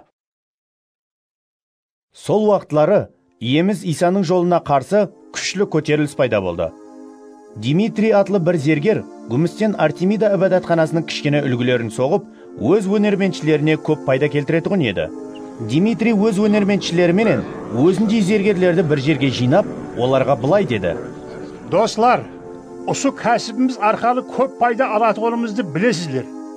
Бірақ Павелдегі мына бір адамның қолдан соғылған құдайлардың хақиқи құдайлар емес екенін айтып, тек Ефесте емес, ал бүткіл Азияда көп санлы адамдарды үгітлеп, азғырғанын көріп һәм естіп атырсызлар. Бұл біздердің өнеріміздің қадіріне қауіп тудырып қоймай. Ал Алла хаял Құдай Артемиданың ібадатханасының арзым айтуын нәрсеге айланып, пөткіл Азия өлкөсі менен пөткіл дүния сыйнатығын хаял Құдайды ұлылығынан айыру қаупі бар. Олар бұны естігенде қатты ғазепленіп, Ефеслілердің Артемидасы ұлы деп бақыра баслады. Пөткіл қала тәртіпсіздікке толып кетті. Адамлар Павелдің жолдаслары Македониялы Гaius пенен Аристархты осылап алып, һәммесі бірлікте тамаша майданына қарай ұмтылды. Павел халықтың арасына бармақшы болды, бірақ шәкіртлер оған жол қоймады. Павелдің достары болған Азия өлкесінің айрым басшылары да оған хабар жолдап, тамаша майданында көрінбеуін өтінді. Жиналғанлардың біреуі анау, біреуі мынау деп бақырсып, жиналыс бейтәртіп болды. Көбісі не үшін жиналғанын да білмейтұғын еді. Яһудилер Искендер атлы бір адамды итеріп ортаға шығарғанлықтан, айрым адамлар болған уақия үшін оны айыпкер деп шешті. Искендер қолыменен ишарат етіп, өзін халық алдында қорғамақшы болды. Бірақ халық оның яһуди екенін білгенде, һәммесі бір ауыздан шамаменен 2 сағаттай Ефеслілердің Артемидасы ұлы деп бақырып тұрды. Қала хатқері халықты тыныштандырып, былай деді: Ефеслілер, ұлы Артемиданың аспаннан түскен мүсінінің һәм оның ибадатханасының қорғаушысы Ефес қаласы екенін кім білмейді? Бұларды ешкім бекарлай алмайды. Соның үшін тынышланып, ойланып іс тұтуыңыз керек. Сізлердің бұл жерге әкелген адамларыңыз ибадатхананы да тонамаған, хаял Құдайымызға да тіл тигізбеген. Сондықтан Дмитрийдің һәм оның өнерменші жолдасларының біреуге қарсы қандайда бір шағымы бар болса, қазықханалар ашық, қазылар да бар. Бір-бірінің үстінен сол жерде шағым етсін. Ал егер тағы басқа мәселе болса, ол рәсми жиналыста шешілуі тиіс. Бүгінгі болған уақиялар себеплі айыплану қаупіндеміз. Бұндай топаланды ақылай алуға біздерде себеп те жоқ. Ол осы сөздерді айтып, жиналғанларды тарқатып жіберді. Елшілердің істері 20 бап. Ефестегі топалаң басылғаннан кейін Павел шәкіртлерді шақыртып, жігерлендірді. Соңынан олар менен хошласып, Македонияға кету үшін жолға шықты. Ол жол жөнекей үлкелерді аралағанда, сенушілерді көп сөздерменен жігерлендіріп, Грецияға келді. Ол жерде 3 ай қалды. Кеме менен Сирияға кетпекші болғанда, яһудилер өзіне қарсы тіл біріктіргенліктен Македония арқылы ізіне қайтуға қарар етті. Бір ұлы Вериялы Сопатер, Салоникалылардан Аристарх пенен Секундус, Дербелі Гaius һәм Тимофей, Азия өлкесінен Тихик пенен Трофим оның менен бірге кетті. Олар бұрын кетіп, біздерді Трогос қаласында күтіп тұрды. Ал біздер аштықсыз нан байрамынан соң Филипптен кеме менен жолға шығып, 5 күнде оларға Трогосқа жетіп келдік. Ол жерде 7 күн болдық. Хаптенің 1-ші күні нан сындыру үшін бір жерге жиналғанымызда, Павел сенушілерге сөз сөйледі. Ертеңіне кететұғын болғанлықтан, оның уазы ярым ақшамға дейін созылды. Біздер жиналған жоғарғы қабаттағы бөлмеде көп шыралар жанып тұрған еді. Евтих атлы бір жас жігіт айнекке мініп отыр еді. Павелдің сөзі созылып кеткенліктен Евтихті ұйқы басты. Ол ұйқылап кетіп, 3-ші қабаттан құлап түсті. Оны жерден көтеріп алғанда, ол өліп қалған еді. Павел төменге түсіп, жігіттің үстіне еңкейді де, оның еңсесінен көтеріп, «Уайымламай-ақ қойың, оның жаны бар», деді. Соңынан жоғарға көтеріліп, нан сындырып жеді. Олар менен таң атқанша көп сөйлескеннен соң жолға шықты. Жігітті үйіне тірі апарып, сенушілер үлкен жұбаныш алды. Біздер бұрынырақ кеме менен кетіп, Асос қаласына бардық. Ол жерден Павелді мінгізіп алуымыз керек еді. Өйткені оның өзі пияда жүргісі келгенліктен біздерге осылай тапсырған еді. Павел менен Асоста ұшырасып, оны кемеге мінгіздік те Митилина қаласына бардық. Ол жерден кеме менен жолға шығып, ертеңіне Хиос атауының қарсысына келдік. Бір күннен соң Самос атауына, оның ертеңіне Милит қаласына бардық. Азия өлкесінде уақытты босқа жібермеу үшін Павел Ефеске бармай өтуді ұйғарды. Егер мүмкін болса, ол 50-ші күні байрамында Иерусалимде болуға асықпақта еді. Павел Милиттен Ефеске адам жіберіп, сенушілер жамаатының ақсақалларын жанына шақыртты. Олар жанына келгенде Павел былай деді: Азия өлкесіне қадем басқан дәслепкі күнімнен баслап, сіздер менен бірге болған уақытымның әммесінде қалай жасағанымды білесіздер. Яхудилердің қастияншылықлары себеплі, басымнан өткен қиыншылықларға қарамастан, иемізге толық кішпейлікпенен сіздер үшін көз жасларымды төгіп қызмет еттім. Және де пайдалы болған әр қандай нәрсені қалдырмай, сіздерге халық алдында һәм үйлерде тәлім беруді тоқтатпадым. Яхудилерге де, греклерге де тәубе етіп, Құдайға қайтуды һәм иеміз Исаға сенуді жарияладым. Ал енді болса, мұқаддес рухтың жетелеуі менен Иерусалимге баратырман.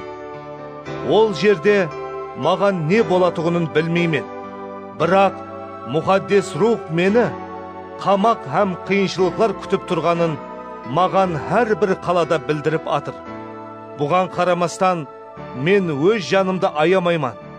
Тек өз байгімді басып өтіп, Құдайдың мейірімінің қош хабары туралы гуалық беруді, яғни иеміз Исаның маған тапсырған ісін жұмақласам болғаны. Мен араңызда жүріп, Құдайдың патшалығы хақында жарияладым.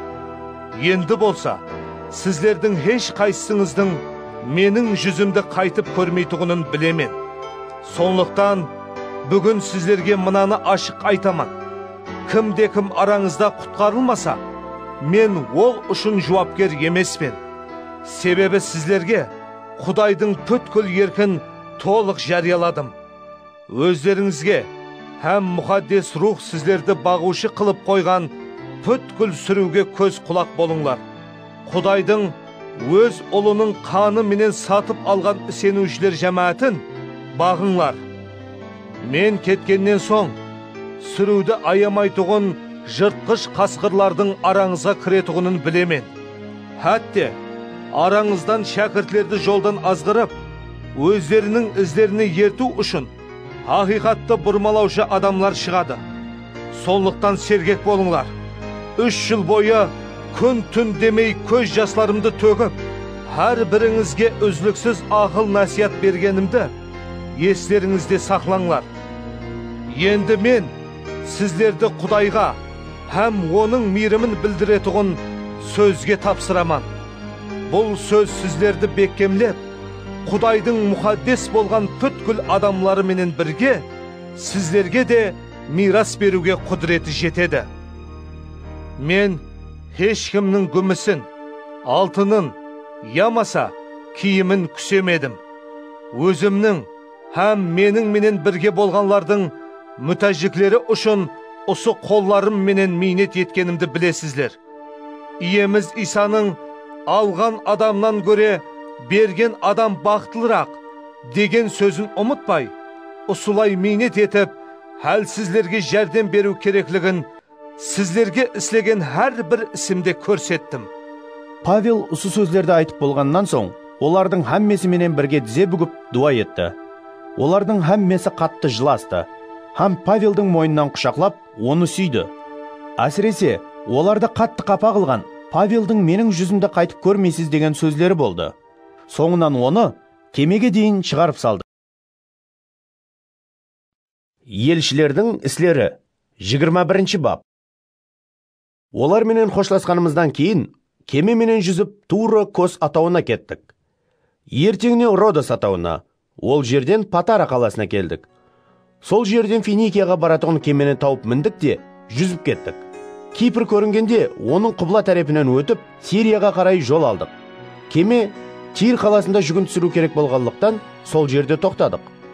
Ол жерде шәкіртлерді іздеп тауып, олар менен бірге 7 күн қалдық. Шәкіртлер мұқаддес рухтың білдіруі менен Павелден Иерусалимге бармауды өтінді. Бірақ кететіғын уақытымыз болғанда шығып, жолымызды дауам еттік.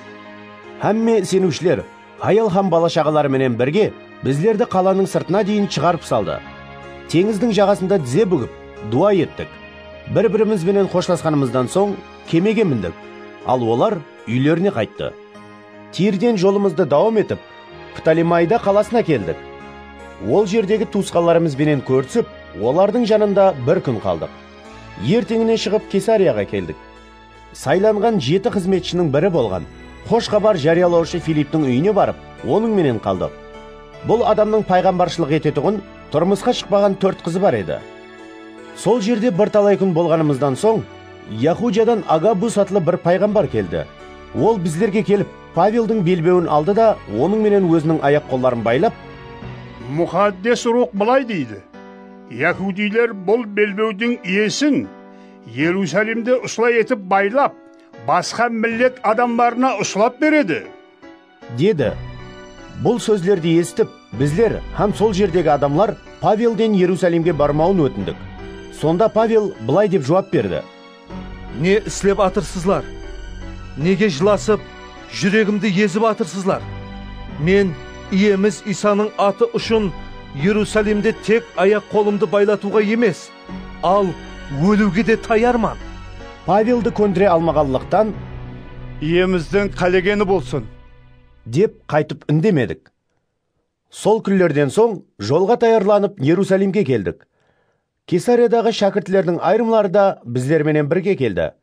Олар біздерді жасап тұру үшін дәслепкі шәкіртлердің бірі болған Кипрлы Минасонның үйіне алып барды. Біздер сол үйде болдық.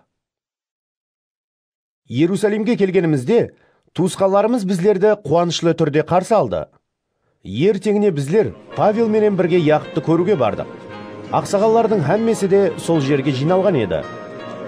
Павел олардан хала қол сұрағаннан кейін өз қызмет арқылы Құдайдың басқа миллетлер арасында істеген істерін бірім-бірім айтып берді. Олар бұны естіп, Құдайды алғыслады да Павелге былай деді: Туысқанымыз Павел, өзің көріп тұрсаң, Яхудилер арасында иемізге ісенуші көп мыңлаған адамлар бар. Олардың әммесі мұхаддис низамға жүдә ынталы. Олардың алған хабарына қарағанда, сен басқа миллетлер арасында жасайтұғын барлық яхудилерге балаларын сүннет етпеулерін һәм үріп әдеттерімізді орыламауын айтып, Мусаның низамынан бас тарту кереклігін үйретіп жүрген екенсің. Енді не қылу керек? Олар әлбетте сенің осы жерге келгеніңді естеді. Сондықтан мына айтқанымызды істе. Арамызда Құдай алдында ант ішкен 4 адам бар. Оларды жаныңа алып, тазалану рәсімінен өт. Олар шашларын алдыруы үшін керекті құрбанлықтың құнын сен төле. Солай етіп, әмме адам сен хақында есткенлерінің тикарсыз екенін, һәм сенің мұхаддис низам бойынша жасап атырғаныңды білсін. Ал басқа миллет сенушілеріне келсек, біздер оларға бұтларға сойылған құрбанлықтың көшінен, қаннан, буындырылып өлтірілген хайуанлардың көшінен, һәм бұзықшылықтан аулақ болулары туралы қарарымызды жазып жіберген едік. Келесі күні Павел жанына сол 4 адамды алып, олар менен бірге тазалану рәсімінен өтті. Соңынан тазалану күндерінің қашан тамам болатығынын, һәм әрбір үшін қашан құрбанлық шалынатығынын білдіру үшін ібадатханаға кірді. 7 күндік мүддет тамамлануға шамаласқанда, Азия өлкесінен келген яхудилер Павелді ібадатханада көріп, бүткіл халыққа қозғалаң салды да, оны ұслап алып: Ай, Израилылар, жәрдем беріңлер! Бұл адам әмме жерде, әмме адамларға, біздің халқымызға, мұхаддес низамға, һәм ибадатханаға қарсы тәлім беріп жүр. Оның үстіне греклерді де ибадатханаға алып келіп, бұл мұхаддес орында харамлады, деп бақырысты. Өйткені олар бұндан алдын Павелді қалада Ефеслі Трофим менен бірге көргенліктен, Павел оны ібадатханаға алып келген деп ойлайтұғын еді. Бүткіл қала аяққа тұрды. Әр тараптан жуырысып келген халық Павелді ұслап, ібадатхананың сыртына сүйреп шығарды. Сол уақытта ібадатхананың дарвазасы жабылды. Олар Павелді өлтірмекші болып атырғанда, Рим мыңбасысына бүткіл Иерусалим қозғалаң көтерді деген хабар жетіп барды. Мыңбасы дәрхал әскерлер менен жүзбасыларды жанына алып, халық тұрған жерге жуырып келді. Олар мыңбасы менен әскерлерді көргенде Павелді ұруды тоқтатты. Сонда мыңбасы жақылап келіп, Павелді тұтқынға алды да, қос шынжыр менен байлауды бұйырды. Соңынан: Бұл кім? Ол не істеді? деп сұрады. Халық ішінен біреуі анау, біреуі мынау деп бақырды. Һәм шауқым себеплі жөлі жауап ала алмағанлықтан, мыңбасы Павелді әскери бөлімге алып кетуді бұйырды. Павел басқышқа келгенде, халық сондай ғазеплі болғандықтан, әскерлер оны көтеріп жүруге мәжбүр болды. Халық оның ізінен «Оны жоқ етіңлер!» деп бақырып жүрді. Әскери бөлімге кірейін деп атырғанда, Павел мыңбасыға «Сізге бір нәрсе айтсам бола ма?» деді. Мыңбасы: «Сен грекше білесің бе? Демек, сен бұнан бұрын қозғалаң көтеріп, 4000 қозғалаңшыны шөлге апарған мысырлы емес екенсің ғой?» деді. Павел: «Мен яһудимен. Киликияның белгілі қаласы Тарсустың бұқарасыман. Сізден өтініш, халыққа сөз сөйлеуге рұқсат етің», деді. Мыңбасы рұқсат етуден, Павел басқыштың үстінде тұрып, халыққа қолыменен ишарат етті. Терең тынышлық орнағаннан соң, оларға еврей тілінде сөйлей бастады. Елшілердің іслері 22 бап. «Туысқанларым, һәм ағаларым, енді сіздерге айтажақ өзімді ақлаушы сөздерімді тыңлаңлар». Павелдің өзлеріне еврейше сөйлегенін естігенде, олар бұрынғыдан бетер тым-тырыс болды. Павел былай деп давам етті: «Мен яһудимен. Киликияның Тарсус қаласында туылып, осы Иерусалим қаласында өстім. Гамалиелдің қолы астында ата-бабаларымыздың низамы бойынша мұқиятлы түрде тәрбияландым. Қазір сіздердің һәммеңіз сияқлы, мен де Құдайға ынталы қызмет еттім. Исаның жолы менен жүрушілерді өлгенше қудалап, еркек пе, хаял ма деместен оларды байлап қамаққа салдым. Бас рухани менен барлық ақсақаллар кеңесі де сөздерімді тасдиқлай алады. Мен олардан Дамасктағы яһудилерге жазылған қат алып, жолға шыққан едім. Менің мақсетім Исаға сенетұғын сол жердегі адамларды да байлап, жазалау үшін Иерусалимге әкелу еді. Мен жолға шығып, Дамаскқа жақынлағанымда, түслер шамасында тосаттан аспаннан түскен бір жарық нұр атрапымды жарқыратып жіберді. Мен жерге жығылдым, һәм бір дауыстың маған: «Саул, Саул, сен неге мені қудалап атырсаң?» дегенін естім. «Сен кімсің?» «Ием», деп сұрадым мен. Ол маған: «Мен сен қудалап атырған Насыралы Исаман» деді. Менің жанымдағылар нұрды көрсе де, менің менен сөйлескеннің сөздерін түсінбеді. «Ием, не істеуім керек?» деп сұрадым мен. Иеміз маған: «Орныңнан тұрып, Дамаскқа бар. Саған бекітілген істердің һәммесі сол жерде айтылады» деді. Жаңағы нұрдың салтанатлы жақтысынан көздерім көрмей қалғанлықтан, жанымдағылар қолымнан ұслап, мені Дамаскқа жетелеп апарды. Сол жерде Ханания атлы бір діншіл адам бар еді. Ханания сол жердегі барлық яһудилер арасында жақсы аты шыққан адам болып, мұқаддес низам бойынша жасайтұғын еді. Ол жаныма келіп тұрды да: «Туысқаным Саул, көздерің көріп кетсін» деді. Менің сол уақытта көздерім ашылып, оны көрдім. Ханания былай деді: «Ата-бабаларымыздың Құдайы өзінің еркін білуің үшін һәм хақ адамды көріп, оның аузынан шыққан сесті естуің үшін сені таңлады. Себебі сен көргенлеріңді һәм естігенлеріңді барлық адамларға жариялап, оның гуәсі боласаң. Енді нені күтіп отырсаң? Орныңнан тұрып, суға шомылдырыл, һәм оның атын айтып шақырып, күналарыңнан тазалан». Мен Иерусалимге қайтып келіп, ибадатханада дуа етіп отырғанымда, айрықша жағдайға түсіп, иемізді көрдім. Ол маған: «Тезірек Иерусалимнен кет, өйткені бұл жердегі адамлар сенің мен туралы берген гуалығыңды қабыл етпейді» деді.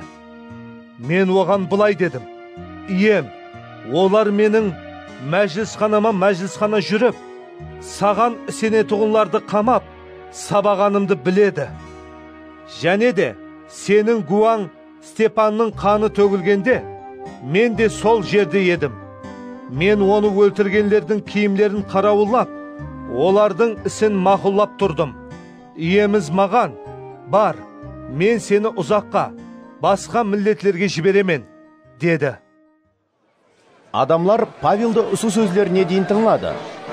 Бірақ соңғы сөздерді есіткенде, «Ондай адамды жер бетінен құрту керек, ол жасауға лайықлы емес!» деп дауысларының барынша бақыра баслады. Олар ұсылай бақырсып, ашу менен киімлерін ылақтырып, аспанға шаң тозан көтеріп тұрғанда, мыңбасы Павелді әскери бөлімнің ішіне апаруды бұйырды. Халықтың Павелге қарсы не үшін ұсылай бақырып атырғанын білу үшін, оны қамшылап, тергеуді тапсырды. Қолларын керіп, қайыспенен байлап атырғанда, Павел сол жерде тұрған жүзбасыға: «Рим бұқарасын үкім етпей тұрып қамшылау нызамға туры келе ме?» деді. Жүзбасы бұны естігенде, мыңбасыға барып хабар берді де: «Не істейін деп атырсызлар? Бұл адам Рим бұқарасы екен ғой», деді. Сонда мыңбасы Павелдің жанына келіп: «Маған айтшы, сен Рим бұқарасымсың?» деп сұрады. «Ауа», деді Павел. «Мен бұл бұқаралыққа көп ақшаменен ерістім», деді мыңбасы. «Ал мен Рим бұқарасы болып туылдым», деді Павел. Сонда Павелді тергемекші болғанлар дәрхәл жанынан шегінді. Павелді байлатқан мыңбасы да оның Рим бұқарасы екенін білгенде қорқып кетті.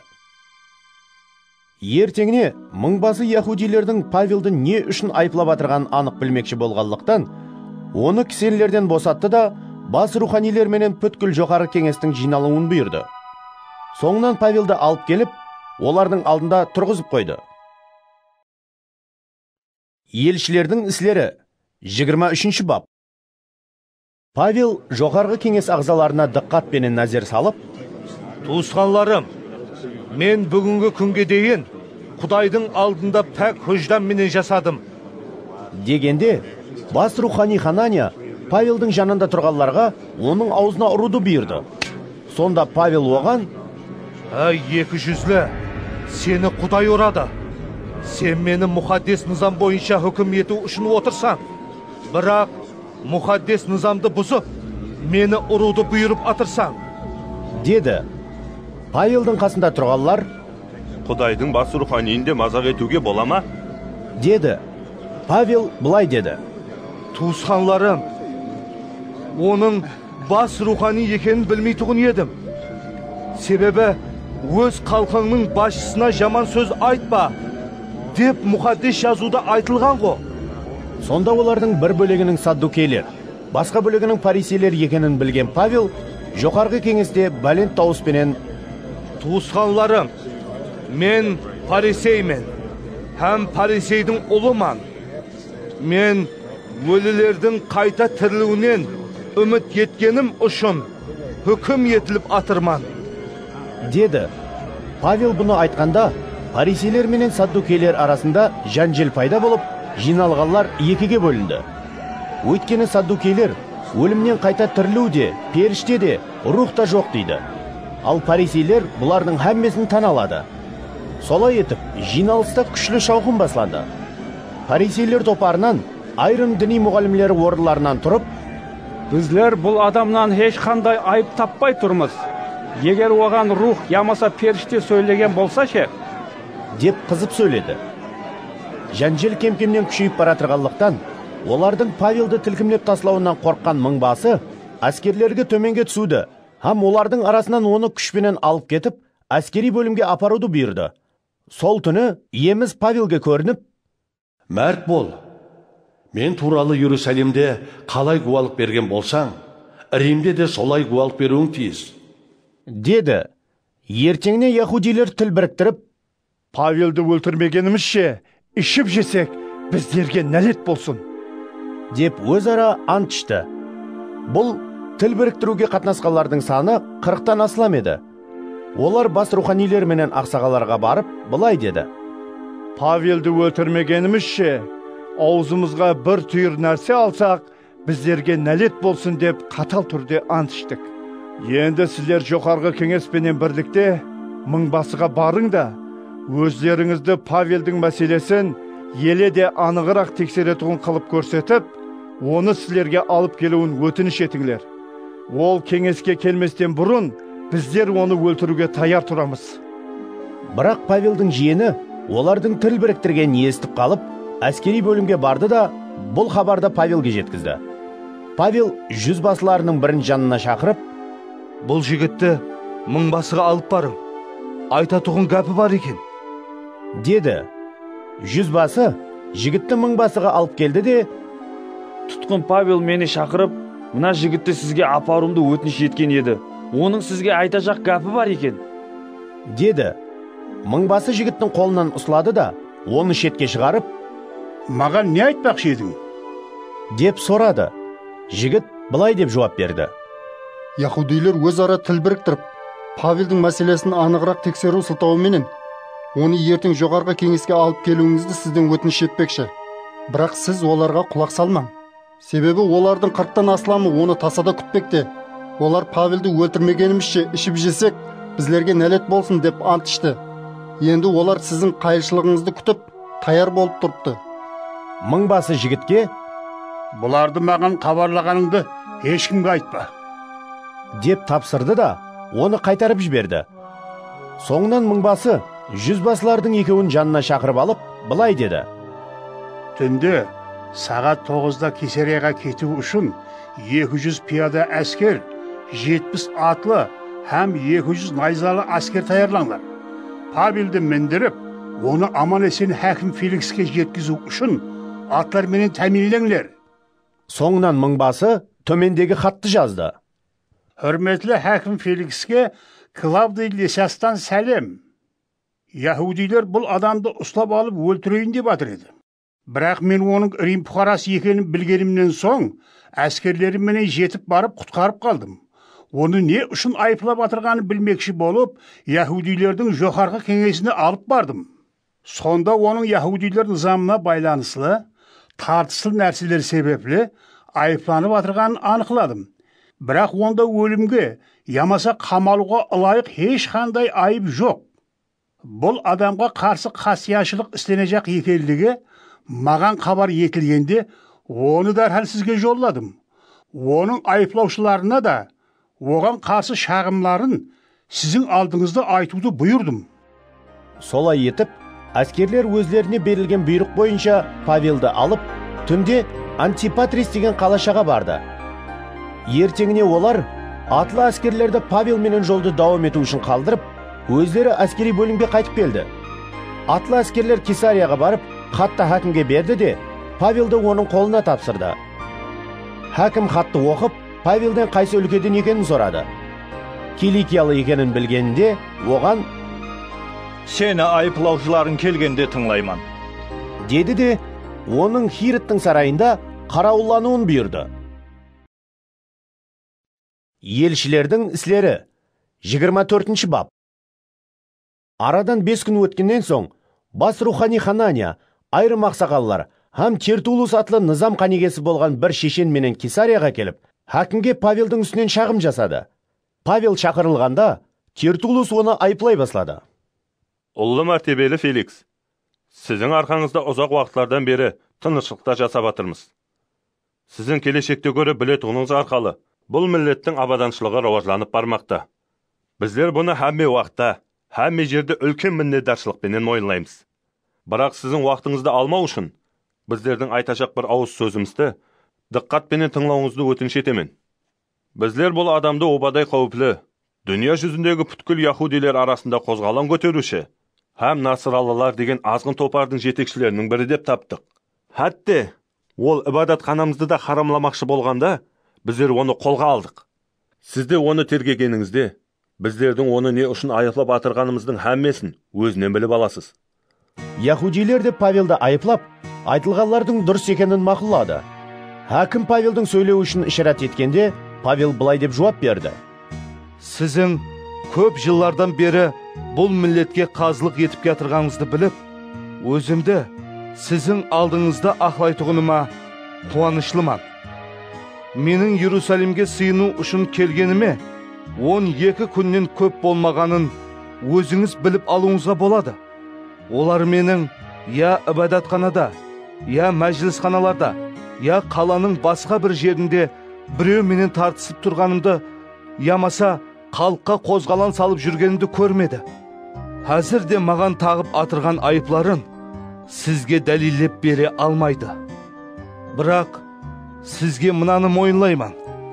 Олар азғын топар деп атайтұғын жол бойынша мен ата-бабаларымның Құдайына сыйынып, мұқаддес низамда һәм пайғамбарлардың жазуларында айтылған әрбір нәрсеге сенемін. Бұл адамлар сияқлы мен де хақ адамлардың да, күнәкарлардың да қайта тірілуін Құдайдан үміт етемін. Сондықтан да мен Құдайдың һәм адамлардың алдында пәк хүжданлы болуға һәмме уақыт тырысамын. Миллетіме қайыр садақа, Құдайға құрбанлықлар беру үшін көп жылдан соң Иерусалимге қайтып келдім.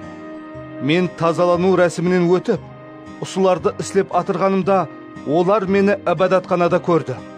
Сонда менің қасымда көп адам да, шауқым да болған жоқ. Бірақ ол жерде Азия өлкесінен келген айрым яһудилер бар еді. Сіздің алдыңызда әне солар тұрып, маған тағатығын айыплары бар болса, айтулары керек. Я болмаса, жоғарғы кеңестің алдында тұрғанымда, менен қандай айып тапқанын бұл жердегі адамлар айтсын. Мен тек олардың алдында тұрғанымда, өлілердің қайта тірілетуіне сенгенім үшін, бүгін мен хүкім етіліп атырман, деп бақырған едім. Сонда Феликс Исаның жолы туралы жақсы білгенліктен, дауыңызды мыңбасы Лисияс келгенде шешемен, деді де істің қаралуын кейінге қалдырды. Соңынан ол жүзбасыға Павелді қарауыллауды, бірақ еркінлік беріп, достарының оған жәрдемлесуіне тыйым салмауын бұйырды. Бір қанша күннен соң Феликс өзінің Друзила атлы яһуди хаялыменен бірге келді. Ол Павелді шақыртып алып, оның Масих Исаға сену хақында айтқанларын тыңлады. Павел хақлық, өзін тию һәм келешектегі хүкім хақында айтқанда, Феликс қорқып кетіп, әзірше бара бер, уақыт тапсам, сені және шақыртып аламын, деді. Соның менен бірге босатылуы үшін Павелдің өзіне пара беруінен үміт ететұғын еді. Сондықтан оны тез-тез шақыртып, оның менен гүріліңілесетұғын еді. Бірақ арадан 2 жыл өткенде Феликстің орнына Порцифес келді. Феликс яһудилерге жағынғысы келгенліктен Павелді қамақта қалдырып кетті. Елшілердің істері 25 бап. Фест өлкеге хакімлік вазифасына келгеннен соң 3 күн өткенде, ол Кесариядан Иерусалимге барды. Сонда бас руханилер менен яһудилердің басшылары оған Павелдің үстінен шағым жасады.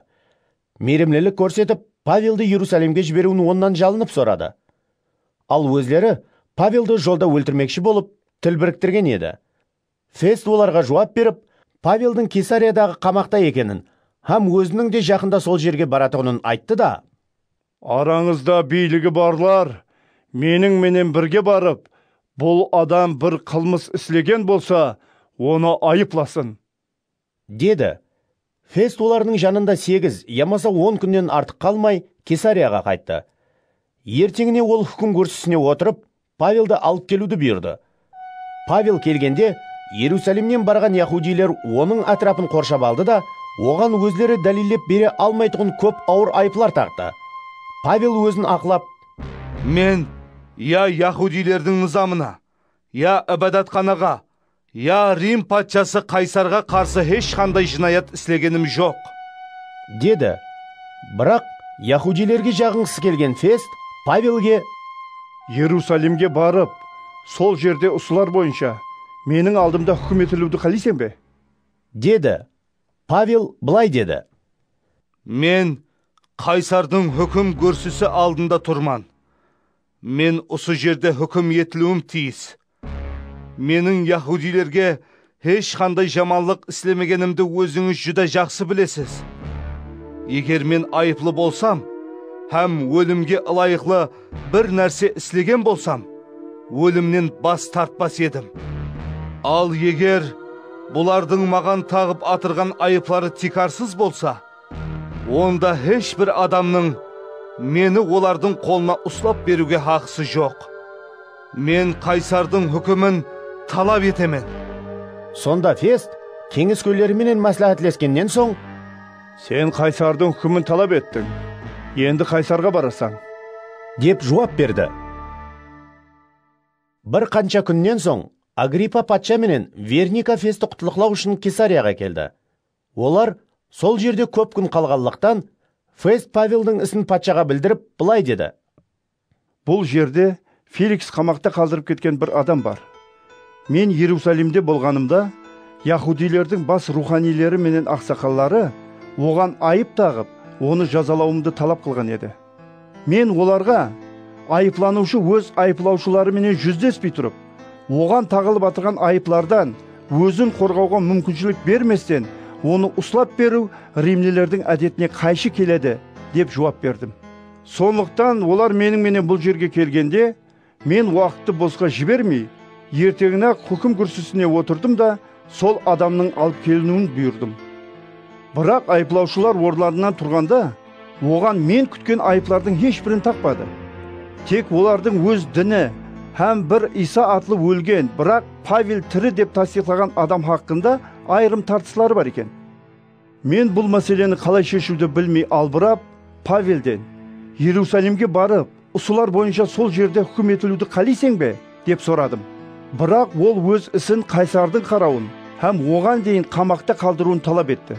Сондықтан мен оны Қайсарға жолдауыма дейін қамақта болуын бұйырдым.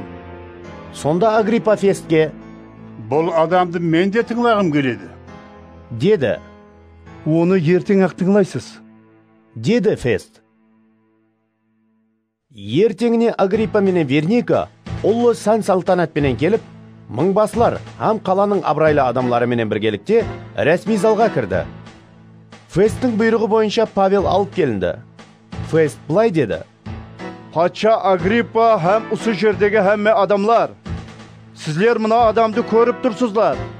Иерусалимде де, бұл жерде де бүткіл Яхуди халқы оның үстінен маған шағым жасап, ол бұннан бұлай жасамау тиіс деп бақырсқан еді. Бірақ мен оның өлім жазасына ылайық ешқандай іс істемегенін анықладым. Оның өзі Қайсардың хүкімін талап еткендіктен, оны Қайсарға жіберуге қарар еттім.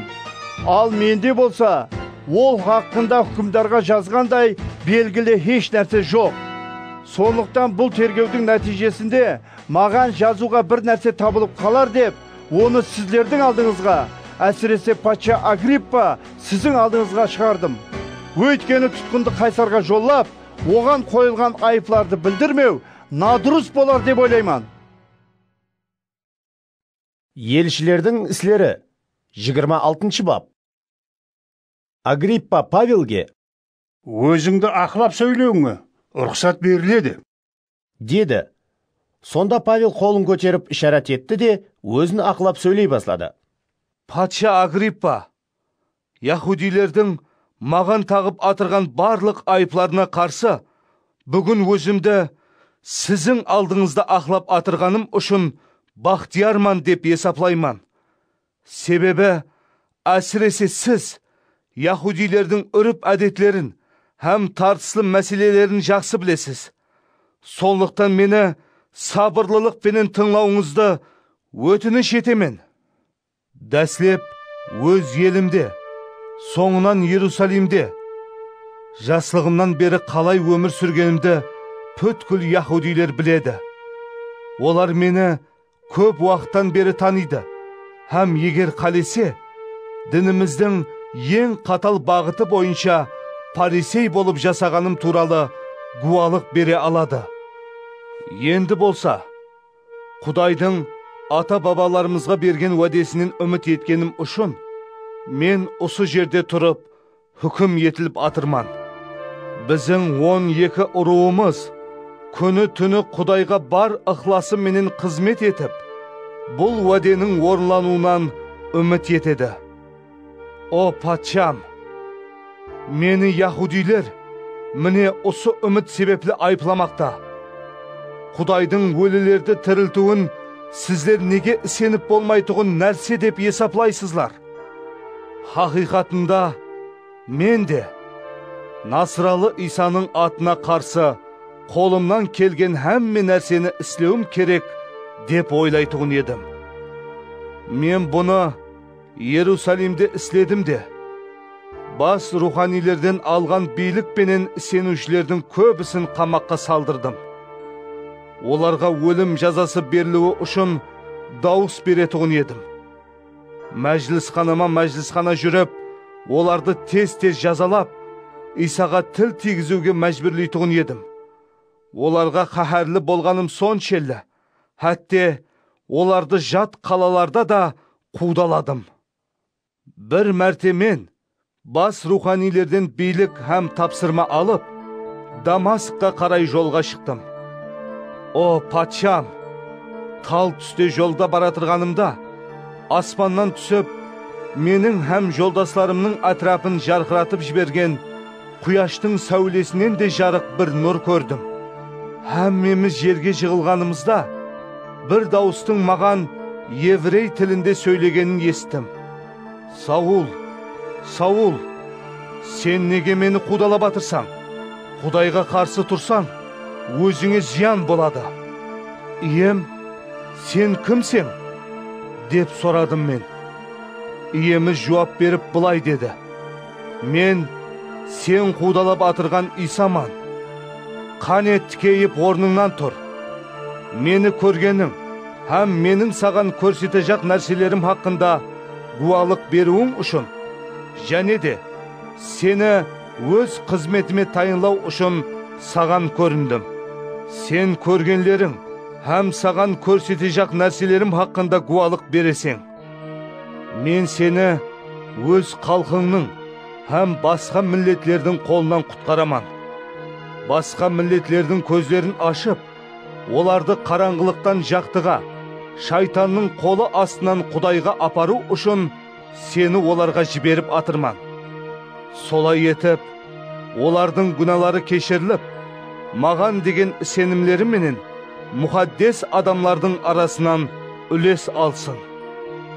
Сондықтан, патша Агриппа, аспаннан берілген аянға бағынбай тұра алмадым.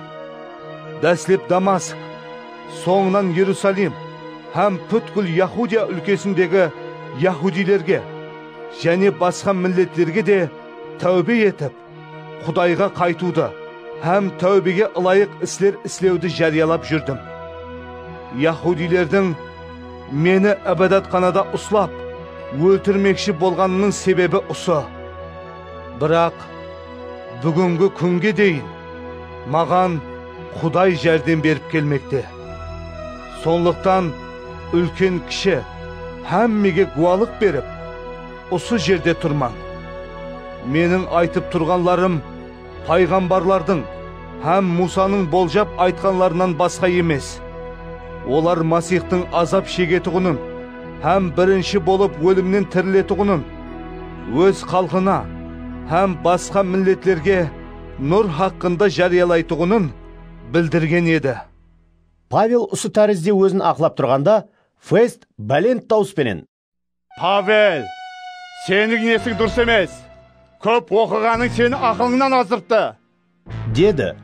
Павел былай деді: Есім дұрыс, хүрметлі Фест.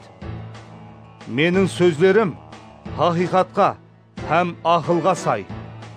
Патша бұл нәрселер хақында жақсы білгенліктен, мен оның менен еркін сөйлесіп тұрман. Бұлардың ешбірінің оның диққатынан шетте қалмағанына сенемен. Өйткені бұл бір шетте болған жоқ. Патша Агриппа, сіз пайғамбарлардың сөздеріне сенесіз бе? Білемен, сенесіз. Сонда Агриппа Павелге: Мені аз-маз уақыттың ішінде көндіріп, масихи қылмақшымсың? Деді. Аз болсын, көп болсын, тек сіз емес. Ал бүгін мені тыңлап отырғанлардың әммесі, мына шынжырларсыз мен сияқлы болуын Құдайдан тілеймен. Деді Павел. Сонда патша, хәкім Верника һәм олар менен отырғанлар орынларынан тұрды. Олар сыртқа шығып өзара: Бұл адам өлімге ямаса қамалуға лайық еш нәрсе істемеген десті.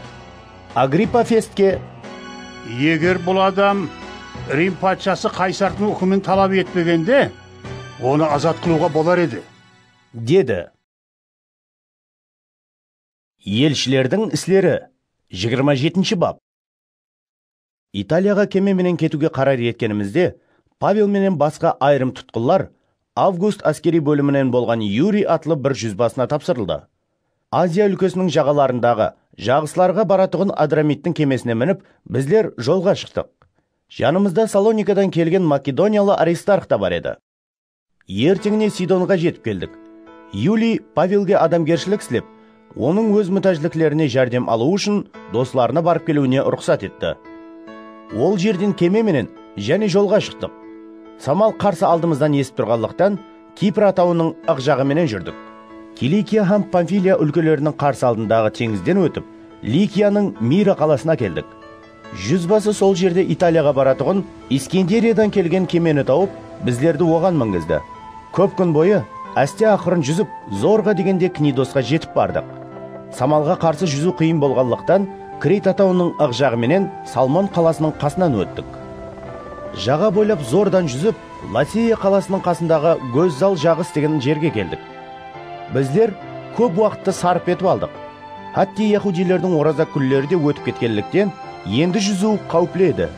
Сондықтан Павел оларға ескертіп: Адамлар, бұл жолымыз тек жүк һәм кеме үшін емес, ал жанларымыз үшін да жүдә қауіп қатерлі болатығының көріп тұрман, деді. Бірақ жүзбасы Павелдің сөзлерінен көре, кеме айдаушысы менен кеменің қожайынның сөзіне құлақ асты. Жағыз қыслауға қолайлы болмағанлықтан, кемедегілердің көбісі жолға шығуды һәм ләжі болса Феникске жетіп, қысты сол жерде өткізуді шешті. Феникс құбыла батыс һәм арқа батыс тәрәплерге қараған Критте желесқан бір жағыс еді. Құбыладан жұмсақ самал есе баслағанда, олар өз мақсатымызға жеттік деп ойлап, көшкіні көтерді де Криттің жағасы менен жүзіп кетті. Бірақ көп өтпей, атау тарапынан арқа шығыс деп аталатығын дауыл бастырып келді. Кеме дауыл тарапынан Искенжеге алынып, самалға қарсы тұра алатығын күшіміз болмағанлықтан, біздер тәслім болып кете бердік. Кавда деп аталатығын бір кіші атаудың ық жағына жеткенімізде, кеменің қайығын зорға дегенде сақлап үлгердік. Кемешілер қайықты жоғарға тартып шығарып, кемені арқан менен беккеметіп байлап қойды. Ливия жағасының қайыр жерлеріне тиюден қорқып, желқомды түсірді де ығып кете берді. Дауыл біздерді қатты қинағанлықтан, олар ертеңіне кемеден жүк лақтыра бастады. Үшінші күні кеменің құрал сайманларын да өз қолдарымен теңізге лақтырды. Көп күн бойы құяш та, жұлдызлар да көрінбеді. Дауыл елі қаһарлы болғанлықтан, ақырында аман қалудан үмітімізді бүткілі үздік. Адамлар көп уақыттан бері еш нәрсе жемеген еді. Сонда Павел ортаға шығып былай деді: Адамлар, маған құлақ асып, Криттен шықпағаныңызда, ондай қауіп қатерменен шығынға ұшырамаған болар еді. Бірақ енді сіздерді мәрт болуға шақыраман. Тек кеме ғана апатқа ұшырап, араңызда ешбір жан набыт болмайды. Себебі мен тиіслі болып, қызмет етіп жүрген Құдайдың бір періштесі өткен түні жаныма келіп, былай деді: Қорықпа, Павел, сен Рим патшасы Қайсардың алдына баруың тиіс. Және Құдай сенің менен сапарлас болғанлардың әммесін саған бағышлады. Сондықтан, адамлар, мәрт болыңлар. Мен Құдайға сенемен. Маған не айтылса, сол болады. Біздер бір атауға ығызылып, апарылуымыз тиіс. Дауылдың басланғанына 14 күн болғанда, біздер Адрия теңізінде ығып жүредік. Шамаменен түннің ярымында кемешілер қандайда бір құрғақлыққа жақындасқанын шамалады. Сонда олар теңіздің тереңдігін өлшеп 20 құлаш екенін білді. Аз-маз уақыттан соң және өлшеп көргенде 15 құлаш екенін көрді. Судың астындағы жартасқа ұрылуымыздан қорқып, олар кеменің арт бетінен 4 көшкі лақтырды да таңның тезірек атуын тілеп дуа етті. Кемешілер кемеден қашпақшы болып, алдыңғы тараптан көшкі таслауды сылтаулады да, қайықты теңізге түсіре бастады. Бірақ Павел жүзбасы менен әскерлерге: "Бұлар кемеде қалмаса, сіздерге аман қалу жоқ", деді. Сонда әскерлер қайықтың арқаларын кесіп, оны теңізге түсіріп жіберді. Таң атайын деп тұрғанда, Павел һәммені ауқат жеуге үгітлеп: "Еш нәрсе жемей, ауқатсыз қалып күткеніңізге бүгін 14 күн болды. Сондықтан ауқат жеп алуыңызды өтініш етемін. Бұл аман қалуыңыз үшін зәрур. Еш қайсыңыздың бір тал шашыңызда набыт болмайды", деді. Павел осыларды айтып болып, нанды алды да, һәмменің алдында Құдайға шүкірлік білдіріп, нанды бөліп жей бастады. Сонда һәмме жігерленіп ауқат жеді. Кемеде барлығымыз болып 276 жан едік.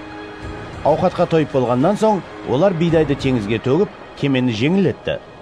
Таң атқанда кемешілер өздері келген жерді танымады. Бірақ жағасы құмлық болған бір қолтықты көріп қалып, мүмкін болса кемені сол жерге апарып тоқтатуды ұйғарды. Көшкілердің арқаларын кесіп, теңізге таслады да, рульлерді байлаған арқаларды шешті. Алдыңғы желқомды самал тарепке көтеріп, жағаға қарай жүзіп кетті. Бірақ кеме бір құмлы сайыз жерге тап болып, тұмсығы құмға батты да қимылдамай қалды. Ал артқы жағы күшлі толқылар тарапынан соққыланып, сынып кетті. Тұтқылар жүзіп қашып кетеді деп ойлап, әскерлер оларды өлтірмекші болды. Бірақ жүзбасы Павелді құтқарғысы келіп, әскерлерге бұл ниетін іске асыруға тыйым салды. Соңынан жүзіп білетіғыларға бірінші болып өздерін теңізге атып, жағаға шығуларын бұйырды. Ал қалғанлары болса, кімісі тақтай, кімісі кеменің сынық бөліклерін ұстап, олардың іздерінен жетіп барды. Солай етіп һәммесі аман-есен жағаға шықты. Елшілердің істері 28 бап. Аман қалғанымыздан соң, атаудың атының Мальта екенін білдік. Жергілікті адамлар біздерге әдеттен тыс адамгершілік көрсетті. Жауын жауып күн суық болғанлықтан, олар от жағып һәммемізді жақсы қабыл етті. Павел бір құшақ отын жинап, оттың үстіне салды. Сонда оттың ыстысынан қашқан бір улы жылан оның қолына жабысты.